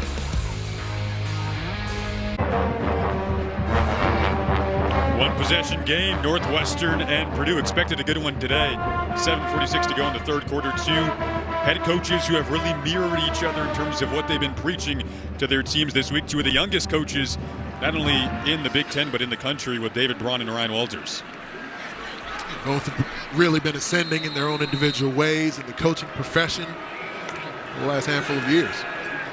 Hudson Card again, wide open receiver for him. Some athletic balance on the sideline there from Edgerrin, who had a touchdown to catch in the opening half. Ryan Walters took over calling those plays before the Illinois game. Smart, he was the defensive coordinator at Illinois before taking this job, kind of knows the fabric, put up 49 points against his former team on that day. Yeah, things certainly went well in the second half offensively for the Boilers, and just kind of week by week since then, he's gotten more accustomed to the verbiage, but put his own spin on the Purdue offense. Reggie Love on the carry to continue that point. How rare is that? So it's certainly unique. You know, it's not unprecedented that a guy who came up not only as a defensive player and coaching the defensive side of the football switches to offense, but the rapid manner it happened where Ryan Walters in recent years was thought of as this defensive savant, what he had done at Missouri and Illinois. That led him to this head coaching opportunity with the Boilermakers, but then during the season, having never called an offensive play before, to now be doing so for Purdue, it's remarkable. Trying to keep this drive going. This is about where they got stopped on the last time they had the football in the opening drive of the second half. Looks like they got it though here. Enough inches from Hudson Card to move the chains. What was interesting about talking to Ryan Walters, he mentioned the bye week. Yes, it was a very physical bye week like we referenced earlier, but also expanded the playbook a little bit. Did some install with some new plays, some new motions, wanting to do things that would put defenders in conflict in a way that perhaps they weren't trying to take advantage of earlier in the season. And really, Hudson Card, his first time in this, what you could call new offense, as that pass was deflected. Let's go down to Danny, who has more on Ryan Walters. Ryan Walters knows exactly what he wants his offense to look like, and he told me this week he loves high-pressure situations. So why wouldn't he put himself in the position to call the offensive play calls? I can tell you from what I've seen down here on the sideline, he has not flinched one time, always very poised and calm. Said he enjoys the high-pressure moments. Wanted to have it in his hands. It's in Card's hands now at the QB spot. Goes to the sideline and connects with Rigby, the freshman from St. Pete, Florida. Purdue went into that game against Illinois after he relieved Graham Harrell of his duties. We didn't know exactly for sure what was going to go on. But Jason Simmons had called the plays the previous week against Wisconsin. Sitting there in the green room at the Big Ten Network watching Brian Walters, and every time they cut away to him on the sideline, I'm seeing him with the play card over his mouth. Wait a minute, is he actually calling the offense? Couldn't believe it. You saw it. Well, here's some trickery. They'll flick it back, but this gets blown up in the backfield and some flags down. They had a similar looking play against Illinois where they were able to hit Claire on a deep flea flicker, but Uline was there quickly along with others. Personal foul. Face mask. Defense, number 41. 15-yard penalty for the previous spot. Automatic. First down. An unfortunate result for Northwestern because, at least within the defensive front, they didn't bite on the flea flicker. They didn't respect the run action that was there. Because as the ball is tossed back off the double reverse, the ball gets tossed back to Hudson Card. Looks like it was actually Mac Uline who ended up coming in and grabbing the face mask. But I mean, it would have been a big tackle for loss for Northwestern. Ends up now becoming an automatic first down, extending this drive for Purdue. Remember, go back to that final 2-minute drive of the opening half that Hudson Card engineered. You can see him very vocal here, rolling out, pressure from Pate. Card steps up, deep throw, caught inside the 10, on time to Edrin again. Had the touchdown catch in the opening half. This time he gets him inside the 5. Now this one took some arm strength from Hudson Card, because it was another scenario where Jalen Pate, able to penetrate into the backfield, works through the inside shoulder of the edge blocker. He's been on this throughout the second half so far. Hudson Card steps up after evading the rush, and there's a smoke stream coming behind this football, heading toward that front pylon for Jamal Edrin. Look at a little stutter step in the backfield. Now Card in the red zone, steps up, trying to keep it alive. Brought down to about the 8-yard line. We were told Hudson Card has been lighting it up in practice over the last week. Again, didn't play last couple of games. Ryan Brown had the starting duties against Illinois and Oregon. They had the bye week after Oregon, after the October 19th loss, trying to reset and bring a new energy to the month of November. Card bringing an energy since the late stages of the opening half that this sold-out crowd is loving.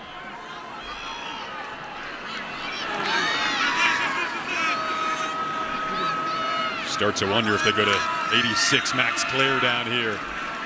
Card goes far sideline. It is caught by Love, the running back, at about the 6-yard line. That's going to bring up 3rd and goal.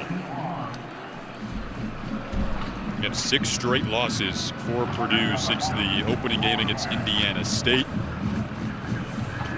Last couple of losses there at Graphic.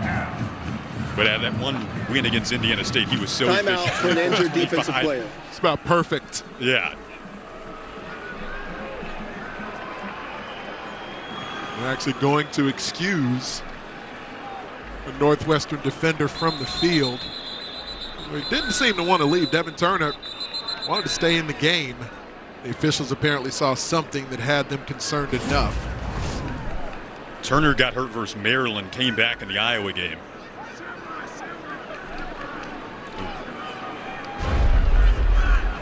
Ends up being collided with by a teammate, sprinting in, and swarm towards the football.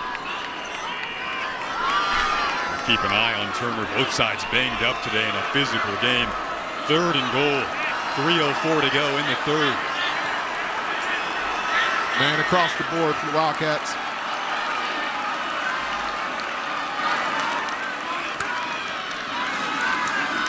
Card steps up, and the timing not there with Edrin.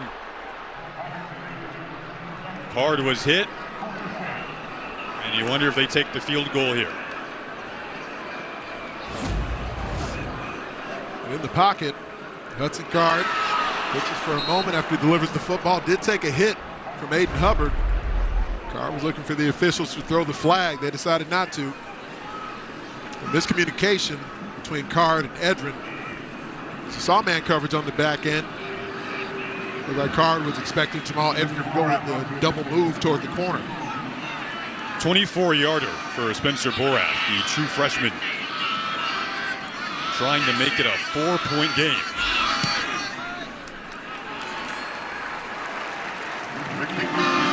He does just that. 17-13. Fun game.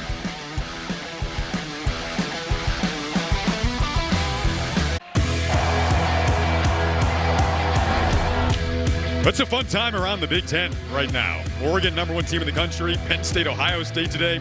The Hoosiers rolling into East Lansing, unbeaten at 8-0 under Curt Cignetti, who has taken Bloomington by storm. That phenomenal crowd a week ago. 17-13 here. Northwestern up on Purdue after the Porath field goal. Northwestern led 17-3 at one point, 10 unanswered from the Boilermakers. It was a big final 2-minute drive in the second quarter that set them up with some momentum. Hyman back to return here, lets that sail over his head.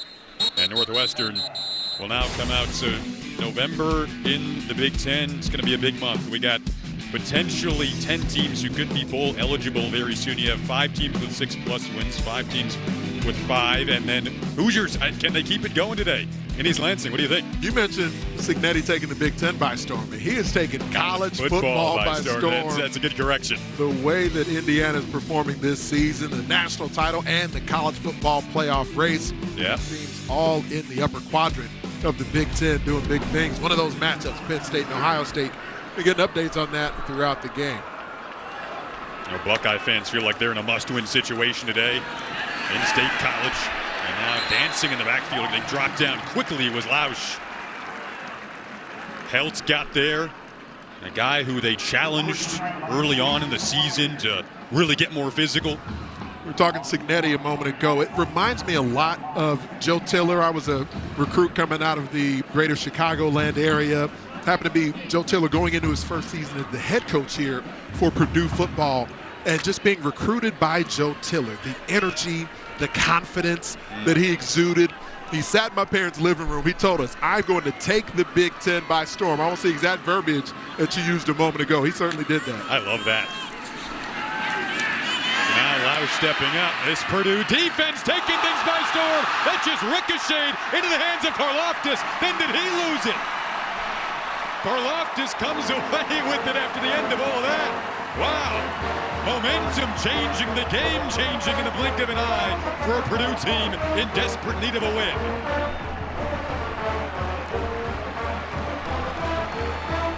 You have got to be able to grapple when you're exceptional in judo in the way that Yanni Karlaftis was as a young man. The legs of Jack Lausch have been great throughout the game. It looks like that left knee, the left shin, may be down as he's still possessing the football.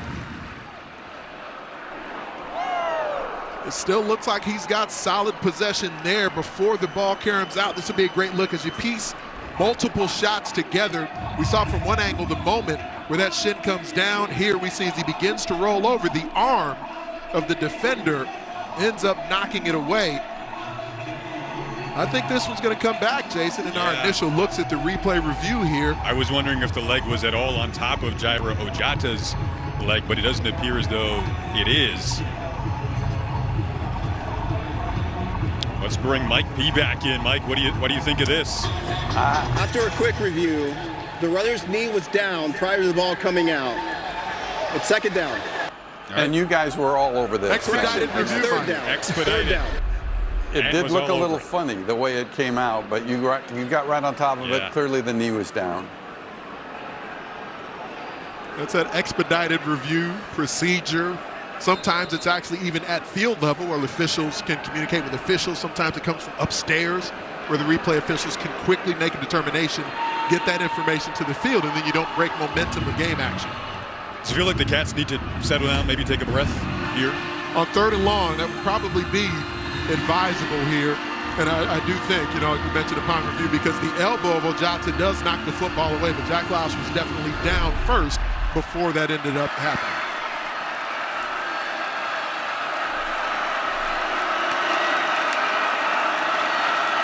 Rossade coming to life here, trying to use the cadence.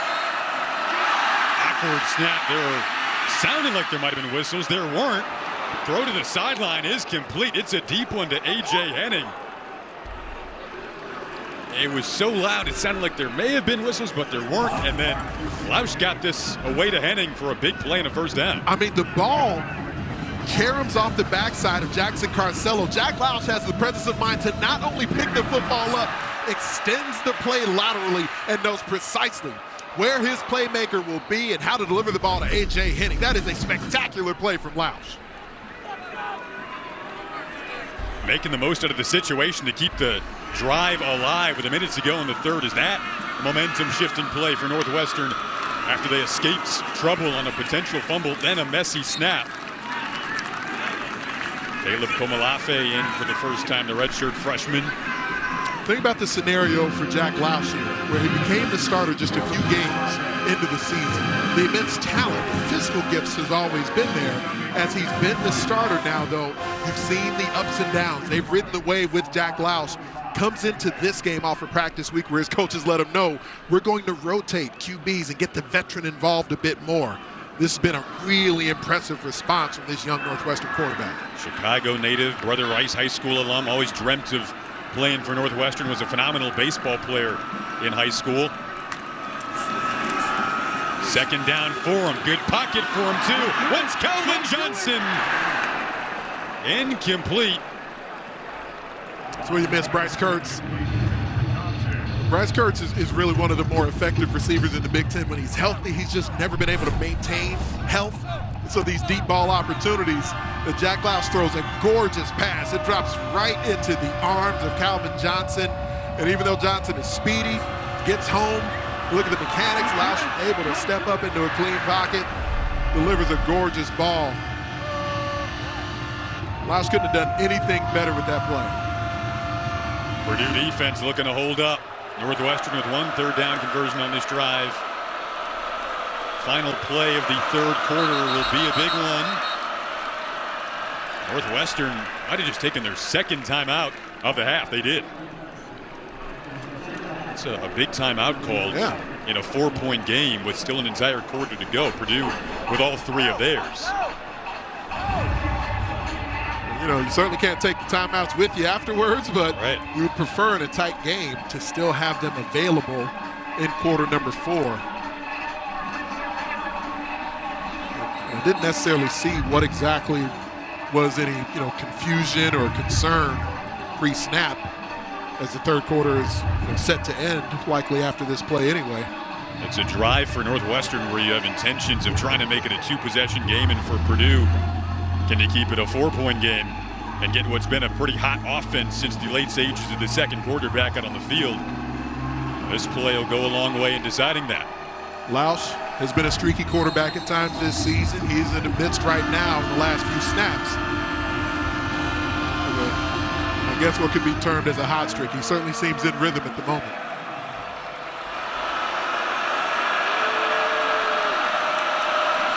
Seven of 10 today on 3rd down. Nice catch over on the sideline. Is it enough for a first down to Henning? See where they mark it as the 3rd quarter winds down. Appears to be an inch short in a game that could be separated by inches heading to the 4th quarter. 89th all-time meeting between Purdue and Northwestern. They first met exactly 129 years ago today on November 2nd of 1895. A big one in the 4th coming up.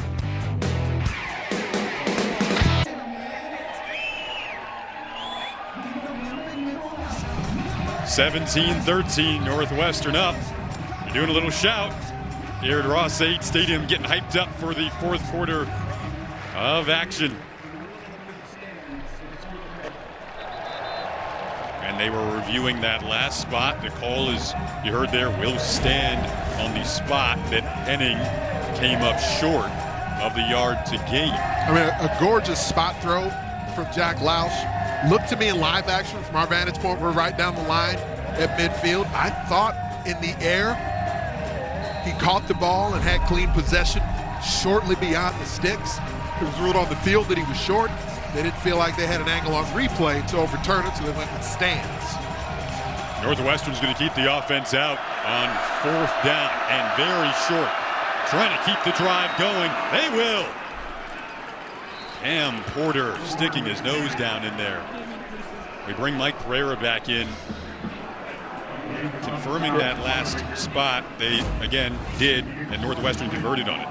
Yeah, Jason, I thought this was a first down also. He got an airborne receiver. He gets right to that point where he's first contacted by the defender, as long as he held onto the ball. If he bobbles the ball, then he loses it, but it didn't appear that he did.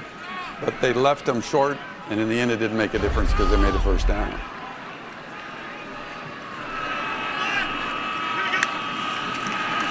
Thanks, Mike. Now Lausch gets hit quickly in the backfield. Jenkins got there. Would be his 6th sack of the season. Was tied with his teammate Will Help coming in today with 5. He's right there looking into the eyes of Jack Lausch. Cam Porter off the play action fake, not able to get there in time for his pass protection responsibility because of the timing of Kadron Jenkins unleashing himself on the pocket.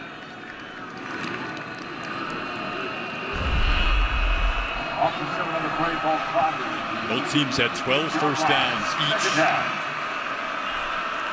up until that last Northwestern first down. Now Cats pushed back a bit. Porter back to the ground, but a flag comes out.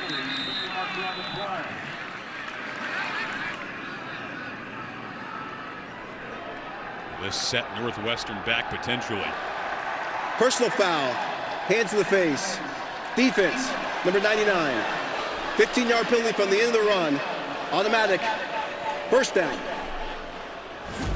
Well, helps the Cats out quite a bit. You see here, top of the screen. They called it on Jairo Jata. When you're trying to set the edge, you're trying to press back into that offensive tackle. That's where you're hoping your hand stays into the breastplate of the blocker. And in that moment, Ojata's right hand just ends up sliding up into the face mask of the offensive tackle. It's an accurate call from the officials.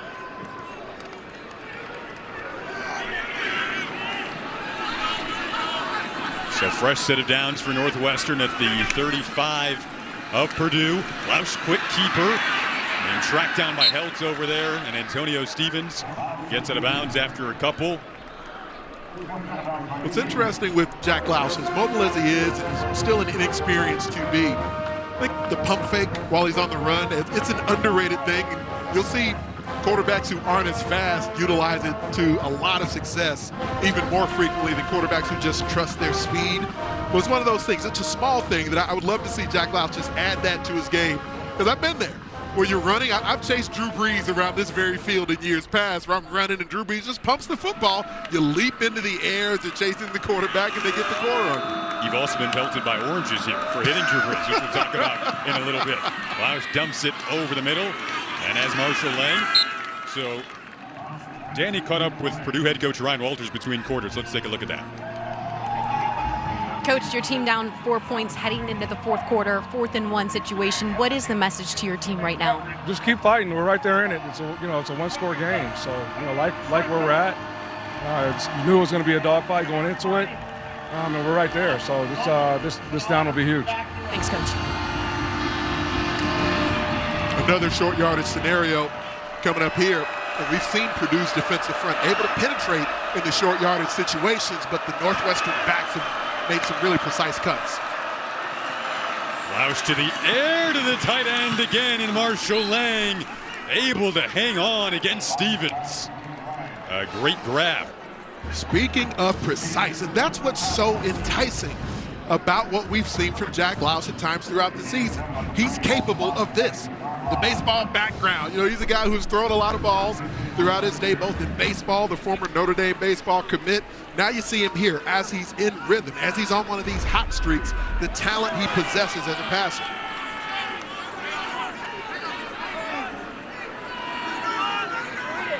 The efficiency on third down has been excellent today for Northwestern. They want a touchdown here. Broken up in the end zone. Nyland Green.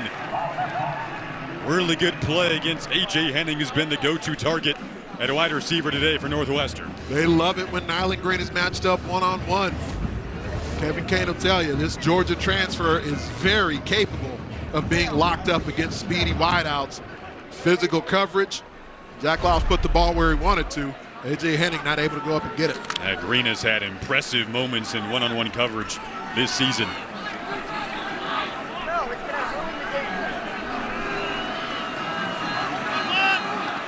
Red zone opportunity for the Wildcats. High snap was vacuumed in the run from Porter into the teeth of the Purdue defense. Porter, a rare two-time captain for Northwestern. It's been a grudge match inside. Jackson Carcello's had a long day, but he's been holding his own against the interior of that defensive front. Here gets into the legs of Jeffrey Mba, and the reason he's able to do that without it being a flag is because he's working inside out from the play. So at the center, after you snap the ball, you can still cut block as long as it's not viewed as being working outside in or a player running away from you toward the football.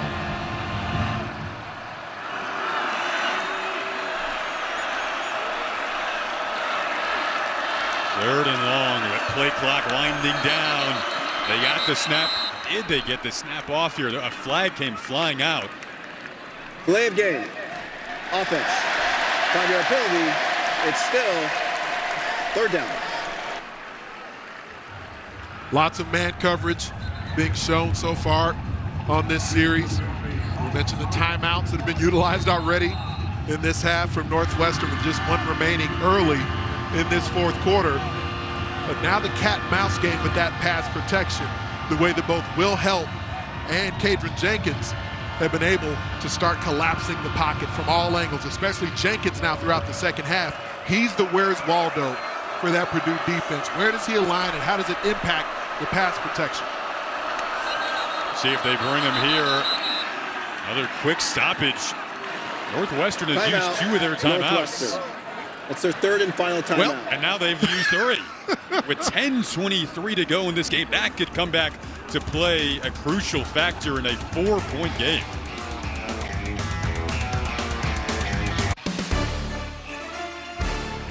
Well, this weekend, the 2024 Big Ten Women's Soccer Tournament continues with the quarterfinals, and you can stream all the action on Big Ten Plus. Don't miss any of the excitement. Subscribe right now at BigTenPlus.com. Postseason action in women's soccer. Beautiful stroll through the Purdue campus. Fall foliage is A+ here. This crowd has been A+. Luke Akers, the field goal kicker for Northwestern, on the sideline here. Third down, you wonder if he'd come out. They don't get this. It's 3rd and 14. They did convert on 3rd and 16 earlier. Lyles dropping back and lofts this one up, incomplete, but a flag came out. It's around where everyone lined up. Holding. Offense, number 1. That penalty's declined. It's 4th down. They called that one on Cam Porter, and it's tough duty as a back, where you've got Fury coming to the front door in the backfield, multiple oncoming rushers for Purdue. So essentially, in just trying to sift through that traffic, he chooses Dylan Thieneman to try and go block. Quality rush from Thieneman. Porter called for the hold. 41 yards, a big kick to try to make it a 7-point game, as long as 43. That was at Maryland. And he got it. So that does feel like an important field goal, even though they don't get the 6 to make it a 7-point game with 10:14 to go.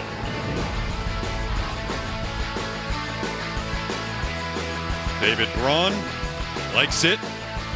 Momentum moving for the Cats.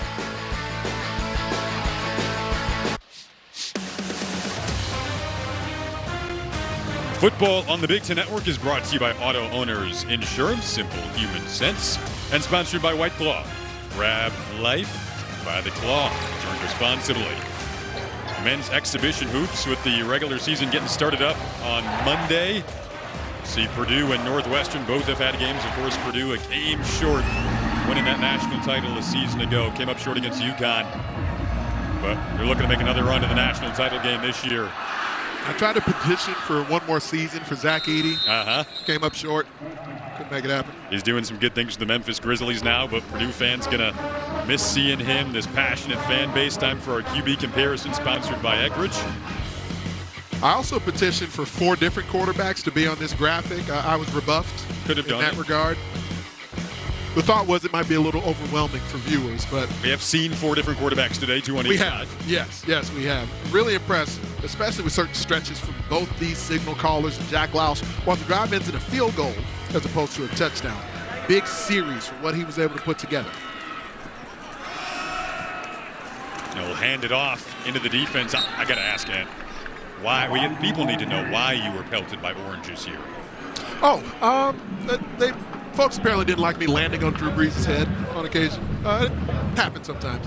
And just for clarity, actually, we as a unit from the University of Iowa landed on Drew Brees too frequently. I had a teammate who was pelted by an orange. We never did find the individual who did it. The guy who's throwing the orange Still never at large. gets caught. Yeah, that's the thing. A one-on-one matchup down the sideline here. Incomplete. One in Max Clare. Go, boy, let's go. Let's go down to Danny. Purdue was without wide receiver C.J. Smith on their prior drive because Smith has been working through a lower body injury since midway through the third quarter. He was in and out of the medical tent, up and down the sideline. He spent about 15 minutes on the bike warming up his leg. They wrapped that right thigh, but he is back in this game. Good to see him back out there. The transfer from Georgia making his Purdue debut today. Missed the first 7 games with an injury he suffered in camp. Has had one really brilliant catch on the day. Nice improvisation. Leads to a first down on the catch from Clare. You saw the ability from C.J. Smith early in the game, and to Danny's point, he expands this Purdue offense in a way that we just haven't been able to see them expand it with the big play, with the chunk play, the deep ball. So the precision of Hudson Card has really had to lead the way for them. Another completion over the middle after he extends the play. 13 yards that time. Back to the air again. Card rolls out again. Able to get the throw off and complete. Talked about C.J. Smith back on the field and back in the mix with a grab there just shy of midfield. And the teammates here with Purdue really just getting to know C.J. Smith this season. So many different guys who transferred in here to West Lafayette. They've been kind of going through it this season, going through some battles together. C.J. Smith for the first time this season able to take the field with his team. They've got to respect the toughness he's shown. Plenty of time here. Offensive line really holding up now.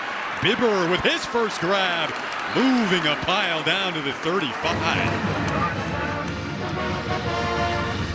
From what was an extended break for Northwestern's defensive line, a lot of credit to the Purdue pass protection. I was looking for Anto Saka to see whether or not he can impact the game in a moment here where the Northwestern defense has a chance to try and close the door. Haven't said Maccabee's name in a minute. Lowering his shoulder there, and Maccabee throwing defenders off him. Eventually brought down by Uline. Maccabee told us before the game they have that mindset of the 5 Ps, proper preparation prevents poor performance. He was prepared to make some contact here. So this is called a spill technique. When the puller comes at the edge defender, and Anto Saka's responsibility is to take the inside shoulder of that puller. So there should be a forced defender from Northwestern's second level. It's going to come downhill and make that tackle. The energy we've seen throughout a number of times in this game, not there right now. Faked it to Maccabee. Maccabee threw a nice block. Then Card rolls out. Got pressured. Oh, did he find Edgerrin inbounds? Looks like he did. Again, he stayed in on that? He did. The improv, the grab, it was an A+ performance. Just a near miss earlier in the game on a toe tap in the end zone from Hudson Card. Now here, puts the ball on the spot. Look at the extension from Jamal Edgerrin. Fancy footwork. That's body control for days. It's a heck of a way to make up for what happened earlier. 13 yards there. Card looking like a veteran right now. Smart to just throw that one away. Card had the 3 seasons at Texas before making his way over to Purdue. Again, was nearly perfect in the lone win against Indiana State. Missed the last couple of games. We did see the other QB, Ryan Brown, who had started the last couple of games. But Card has taken over the reins. And they have a chance to tie this game if they can get a touchdown in an extra point after the defense held Northwestern to 3.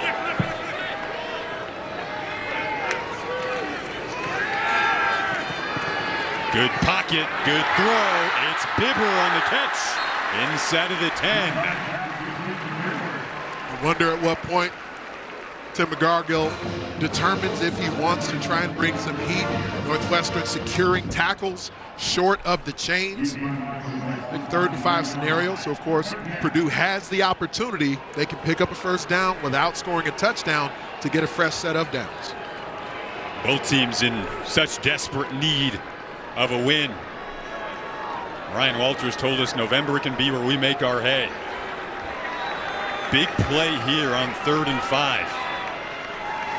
Knocking on the door. They can get a first down without a touchdown. Throw it back, and now they're looking to the end zone. Looks like they might have enough for a first down. Wow. So Rigby threw it. His fellow receiver Tibbs caught it. Didn't get a touchdown, but they get 1st and goal. We knew, as we've seen over the last couple of weeks, there'd be some creativity from Ryan Walters. This play has all types of hijinks and tomfoolery. It doesn't get the touchdown, but it is enough to move the chains for the Boilers. I love when you say tomfoolery. That's when we're having a fun time. Been a fun game. 5.5 to go. 1st and goal. Ross 8 crowd loves it. Purdue knocking on the door, wanting to tie the game. A big pile-up down in the goal line. And it's still moving! I don't believe the whistle ever blew. Maccabee, who added about 20 pounds to his frame in the offseason, just kept moving things. Was there ever a true signal?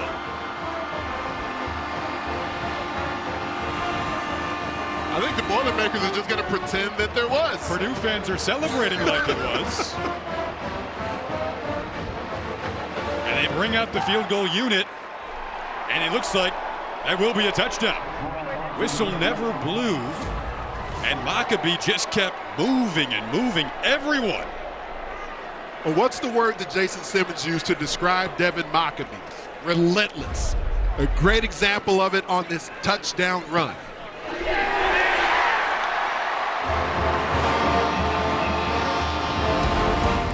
All tied up at Ross 8. It looks for a moment like this former walk-on is being stopped by the Wildcats, but Devin Maccabee would not be denied.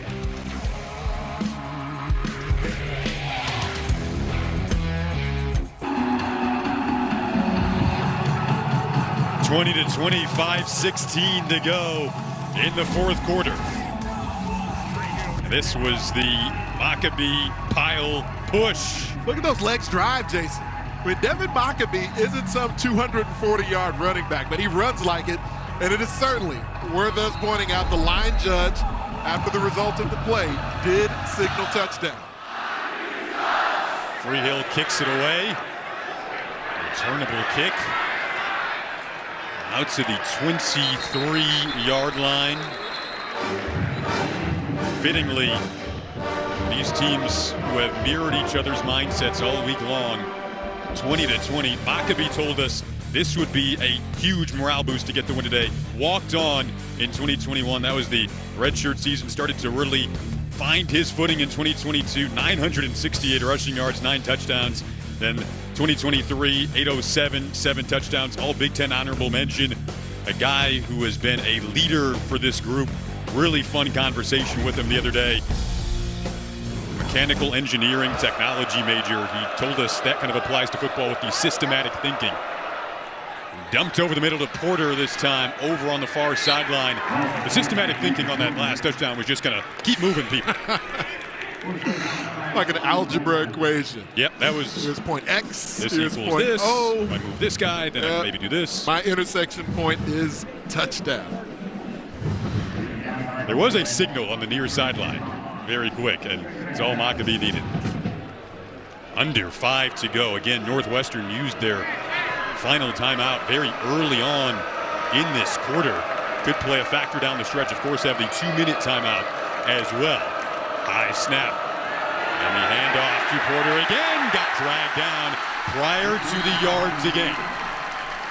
And that, as a front seven defender, is where you want Cam Porter going. You want to bounce Cam Porter laterally. You want him running sideways. Cam Porter downhill is a handful. This is where Purdue's been able to be at their most effective in run defense. To force the point of attack, not allow him to get downhill right away. Still a 3rd and short, though. This is where you've had precision from Jack Lausch throughout this half. His legs also still a huge factor. Biggest 3rd down of the day for the Purdue defense. Lausch rolling opposite way in which they initially went, and Porter lowers his shoulder at the end of a really nice catch and run to keep this Wildcats drive moving. It's almost like a goal-to-go scenario on 3rd and 1 because so many bodies of the defenders are between the tackle box. Jack Lausch able to outflank the edge just long enough to get it to Cam Porter in space, and you're waiting on a headache when you got Cam Porter waiting on you in the open field. Jack Lausch very critical of himself in recent weeks. His head coach, Ryan Braun, said, we need to be better around him. He needs to be better as well. He knows that. And now they have a chance to really make a statement here on the road, but a flag comes flying down in the backfield.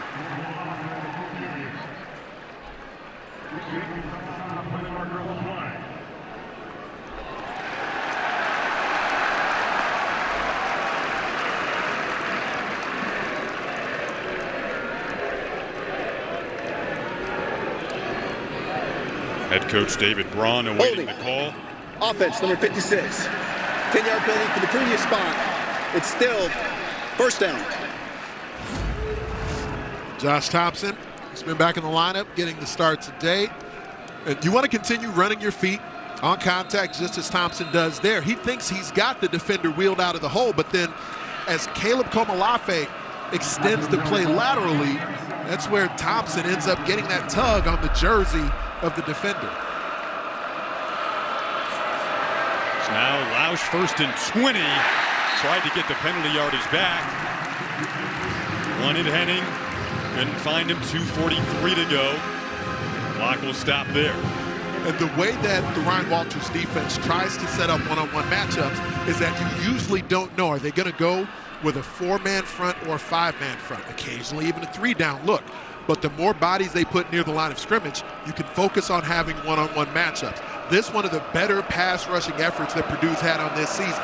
Not an immense amount of sacks, but the quarterback, Jack Lausch, feeling them in the pocket. So they go to Hyman up the middle. Broke 1 tackle, then 2 to get inside of Purdue territory. See where they mark the forward progress and stop it down at the 46-yard line of Purdue. Just some gorgeous runs throughout the day from Hyman because he'll end up jump cutting towards the interior. And once he does, you'll see he's able to continue working vertically while he's on the move. It's impressive to be able to do that because you still have momentum moving forward at the line of scrimmage while still evading defenders. That was a 16-yard gain. Sets up about 3rd and 4 here as we hit the 2-minute timeout. This is the 2-minute timeout. David Braun and Ryan Walters' teams going head-to-head. Locked up at 20 apiece with 2 minutes to go in the 4th.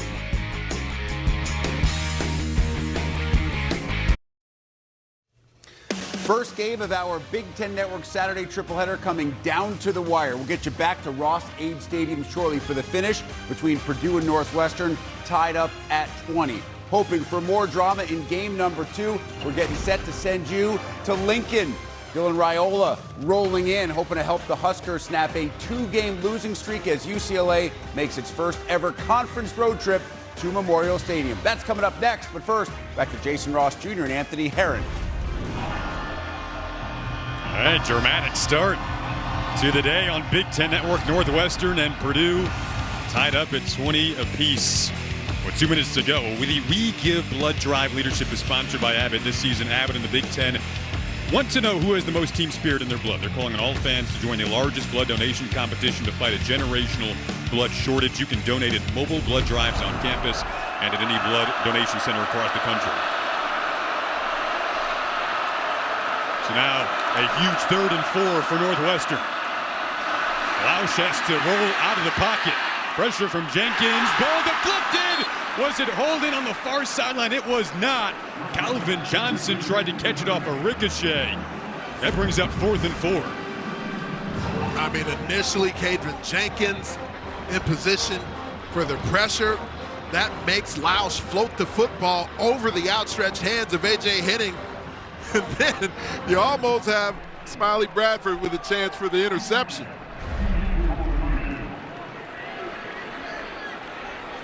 So now Thieneman back to return with under 2 minutes to go. Purdue with all 3 of their timeouts. Inside of the final 2 minutes, clock will stop as they reset the chains on first downs as well. Quick flag comes flying out. False start. Offense, number 5. 5-yard penalty. It's still 4th down. As pinpoint as Jack Lausch has been throughout the game, he knows he missed that one right there. Game clock operator. He could have gotten that ball to Henning. Northwestern would have been able to continue this drive. Noteworthy, though, Jason, into the face of Dylan Thieneman. This is a sun at this point in the day. We're entering deeper into the afternoon. There were 2 different punts that Thieneman muffed against Wisconsin from a sun a similar height into his face. Comes up and lets that sail over his head. Northwestern tried to keep it from crossing the goal line. They did not. 1:41 to go. We'll be back in 15 seconds.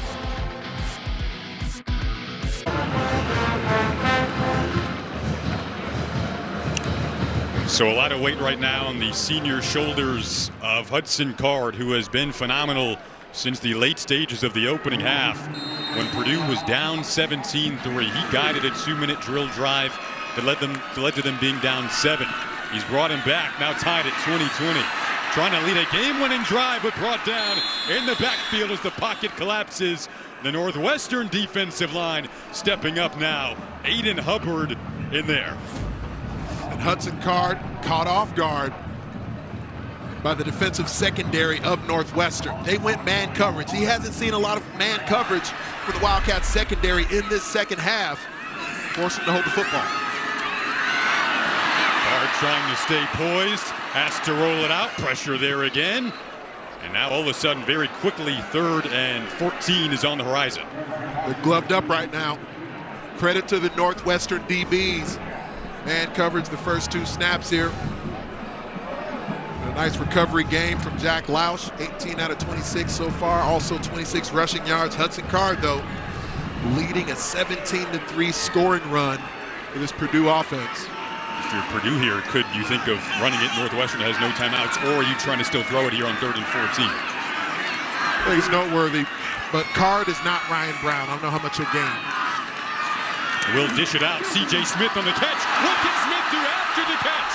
That's going to be the question mark here. Trying to break Darren Johnson's tackle, but couldn't quite get there. Came up about a yard short of getting all of the 14 they needed, but instead, it's 4th down. He went out of bounds. Game clock operator, please reset the game clock to 58 seconds. The clock will stop for the player running out of bounds. It'll start on my signal, or on the snap, correction, on the snap. We got the report from Danny Rogers earlier about them working on the lower body, working on the thigh area of C.J. Smith. He's had soft tissue injuries and issues throughout the season. It's why he hasn't been active until today's game.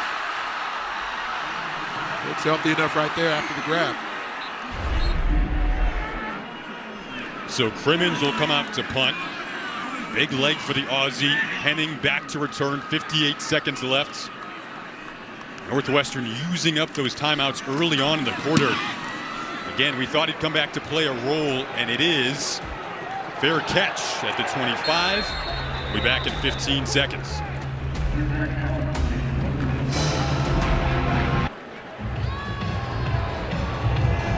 So now another lifeline for Northwestern. Still plenty of time, 52 seconds, but you don't have any timeouts. What's the mentality of tempo have to be like here for Jack Lausch? Well, it's a proving ground opportunity for Jack Lausch. And then coming into the game, where the game plan was, Ryan Helinski, the more accomplished passer, the more experienced quarterback between the two. If Helinski would have perhaps performed a bit better, you would think this would be the scenario that suits him. Now Jack Lausch with this opportunity to take yet another step as a quarterback. He always dreamt of wearing this uniform. Chicago native flips it off to Porter. And again, that is not a first down. So with no timeouts, clock will keep moving. Lausch rushes back up to the line. 40 seconds and ticking after a gain of 5. Back to Porter again. He does pick up a first down. Clock will stop as they reset the chains. Yanni Karloftis on the tackle. Their kicker, Luke Akers, has a big leg. Hit one from 52 in practice on Tuesday. Now Lausch to the air again. That throw incomplete. They wanted a flag to come out. Thomas Gordon was the intended target. No flag. Been really impressed. Smiley Bradford throughout the game here. He's able to play over that upfield shoulder. As Gordon laying out, trying to make the grab. I think that's a great no call from the officials. Now down to 23 seconds. No timeouts in 2nd and 10. Still at their own 40.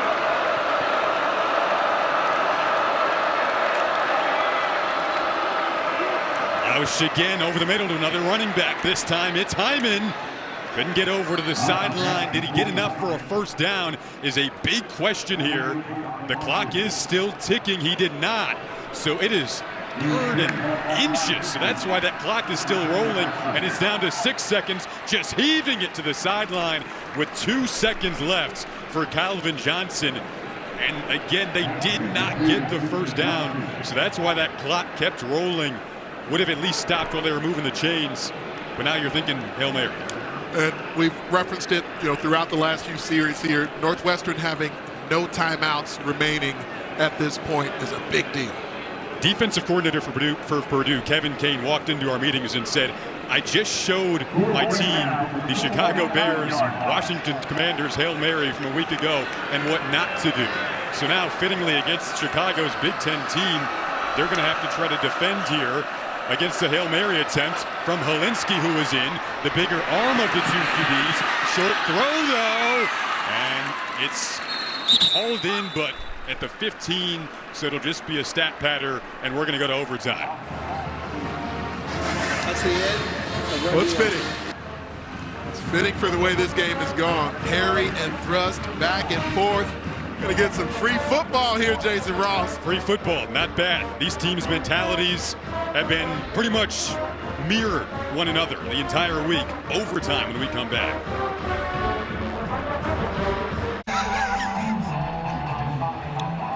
'20, start of OT, extra football here at Ross 8. Sellout crowd getting every penny's worth. Gentlemen. Gonna get the coin toss. 60 minutes wasn't enough. Northwestern, you're still the visitors, therefore you'll get to call the toss. You've got heads, tails. The winner of the toss will have 2 choices, offense or defense, or in the field. The loser has the remaining choice. Each team will get 1 timeout per inning. That does not carry over. In the first inning, should you score, you can go for 1 or 2. The second, you have to go for 2. And the third will be a 2-point play from the 3-yard line. What's your choice? We're going to go with heads. Third? Heads? Heads. Heads, what's called? It's heads. Defense first. You're on defense first? Which end do you want to play? All right. Northwestern has won the toss. They've elected to go on defense. Play will be from the north end zone. Good luck, gentlemen.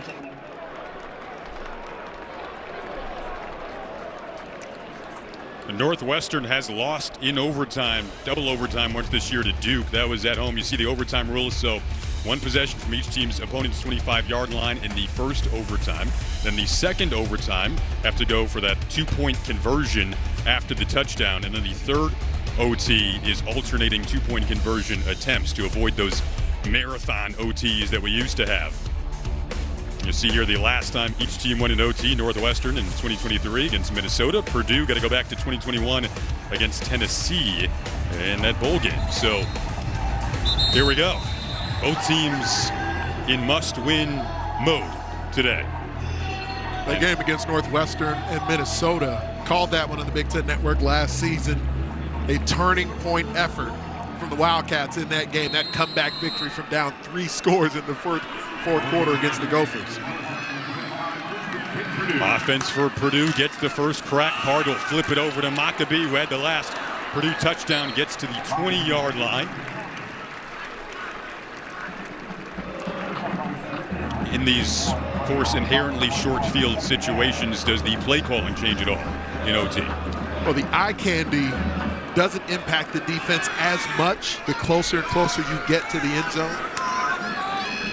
A lot of the motions that we've seen from Purdue throughout the game still useful, but you're defending less green grass as a defender. Purdue team that's lost 6 straight games. Could they be on the cusp of snapping that streak? Card had a little hesitation there, then threw it away over on the sideline. Again, winning that coin toss so big when you win it and then choose to defend, trying to get the stop. And Purdue, 3rd and 6 on the horizon here. It is intriguing, the decision that was made for Purdue to play at this end of the field. Northwestern wins the toss. They go on defense first, as per usual. Purdue determining to go on this end of the field away from the student section. Wonder if that's with the idea of almost assuming a second overtime.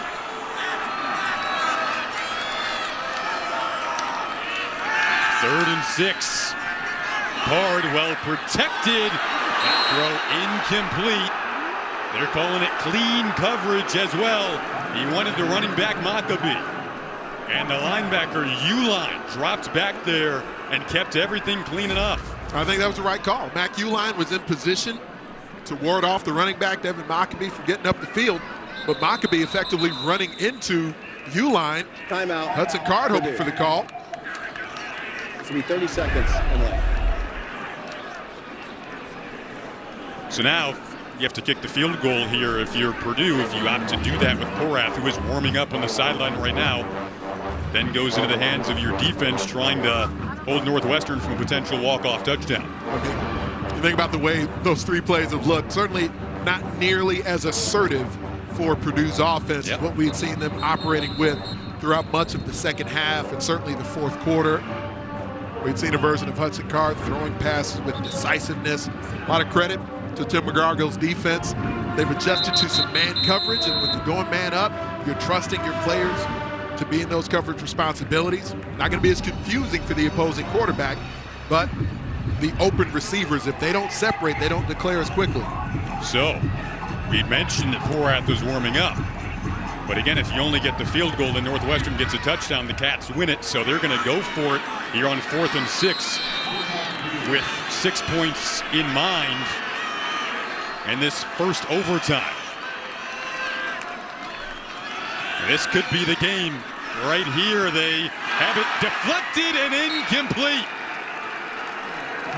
What a play, what a stand from Northwestern on a gutsy call from Purdue, but a late flag on the far sideline. The drama of this 4th down not concluded just yet. Purdue is adamant that this penalty is against Northwestern.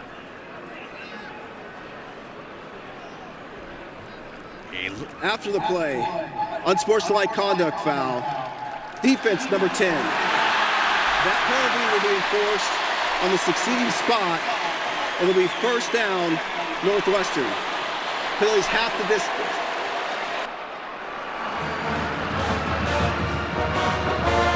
Correction, it's a 15-yard penalty.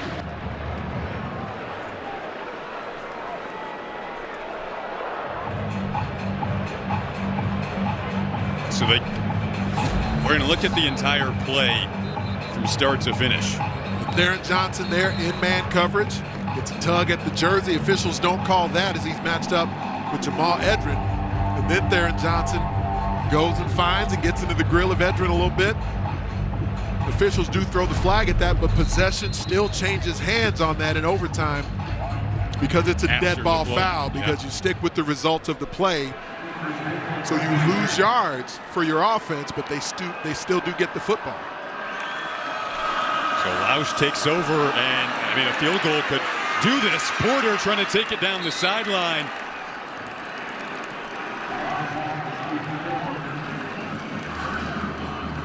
You can almost just sense the body language for Purdue, even though this is an opportunity for the Boilermakers defense.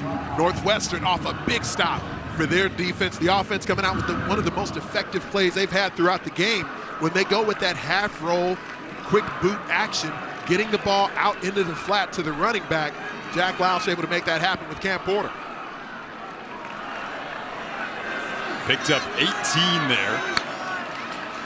Another high snap, and this will walk it off. Hyman finishes it on the road, and the Cats storm the field.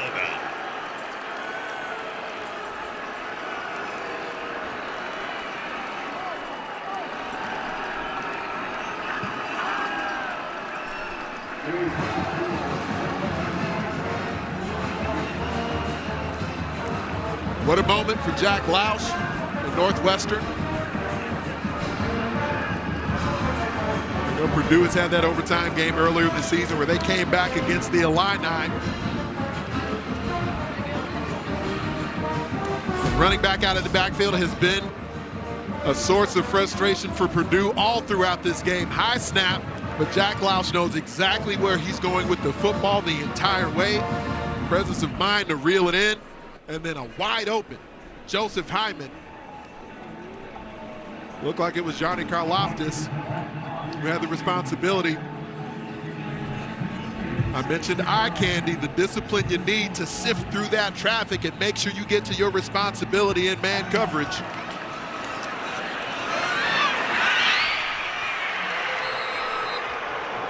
It's a big moment for a young quarterback to throw a game winner. It's a Wildcat walk-off. Here in West Lafayette, Northwestern takes it 26-20.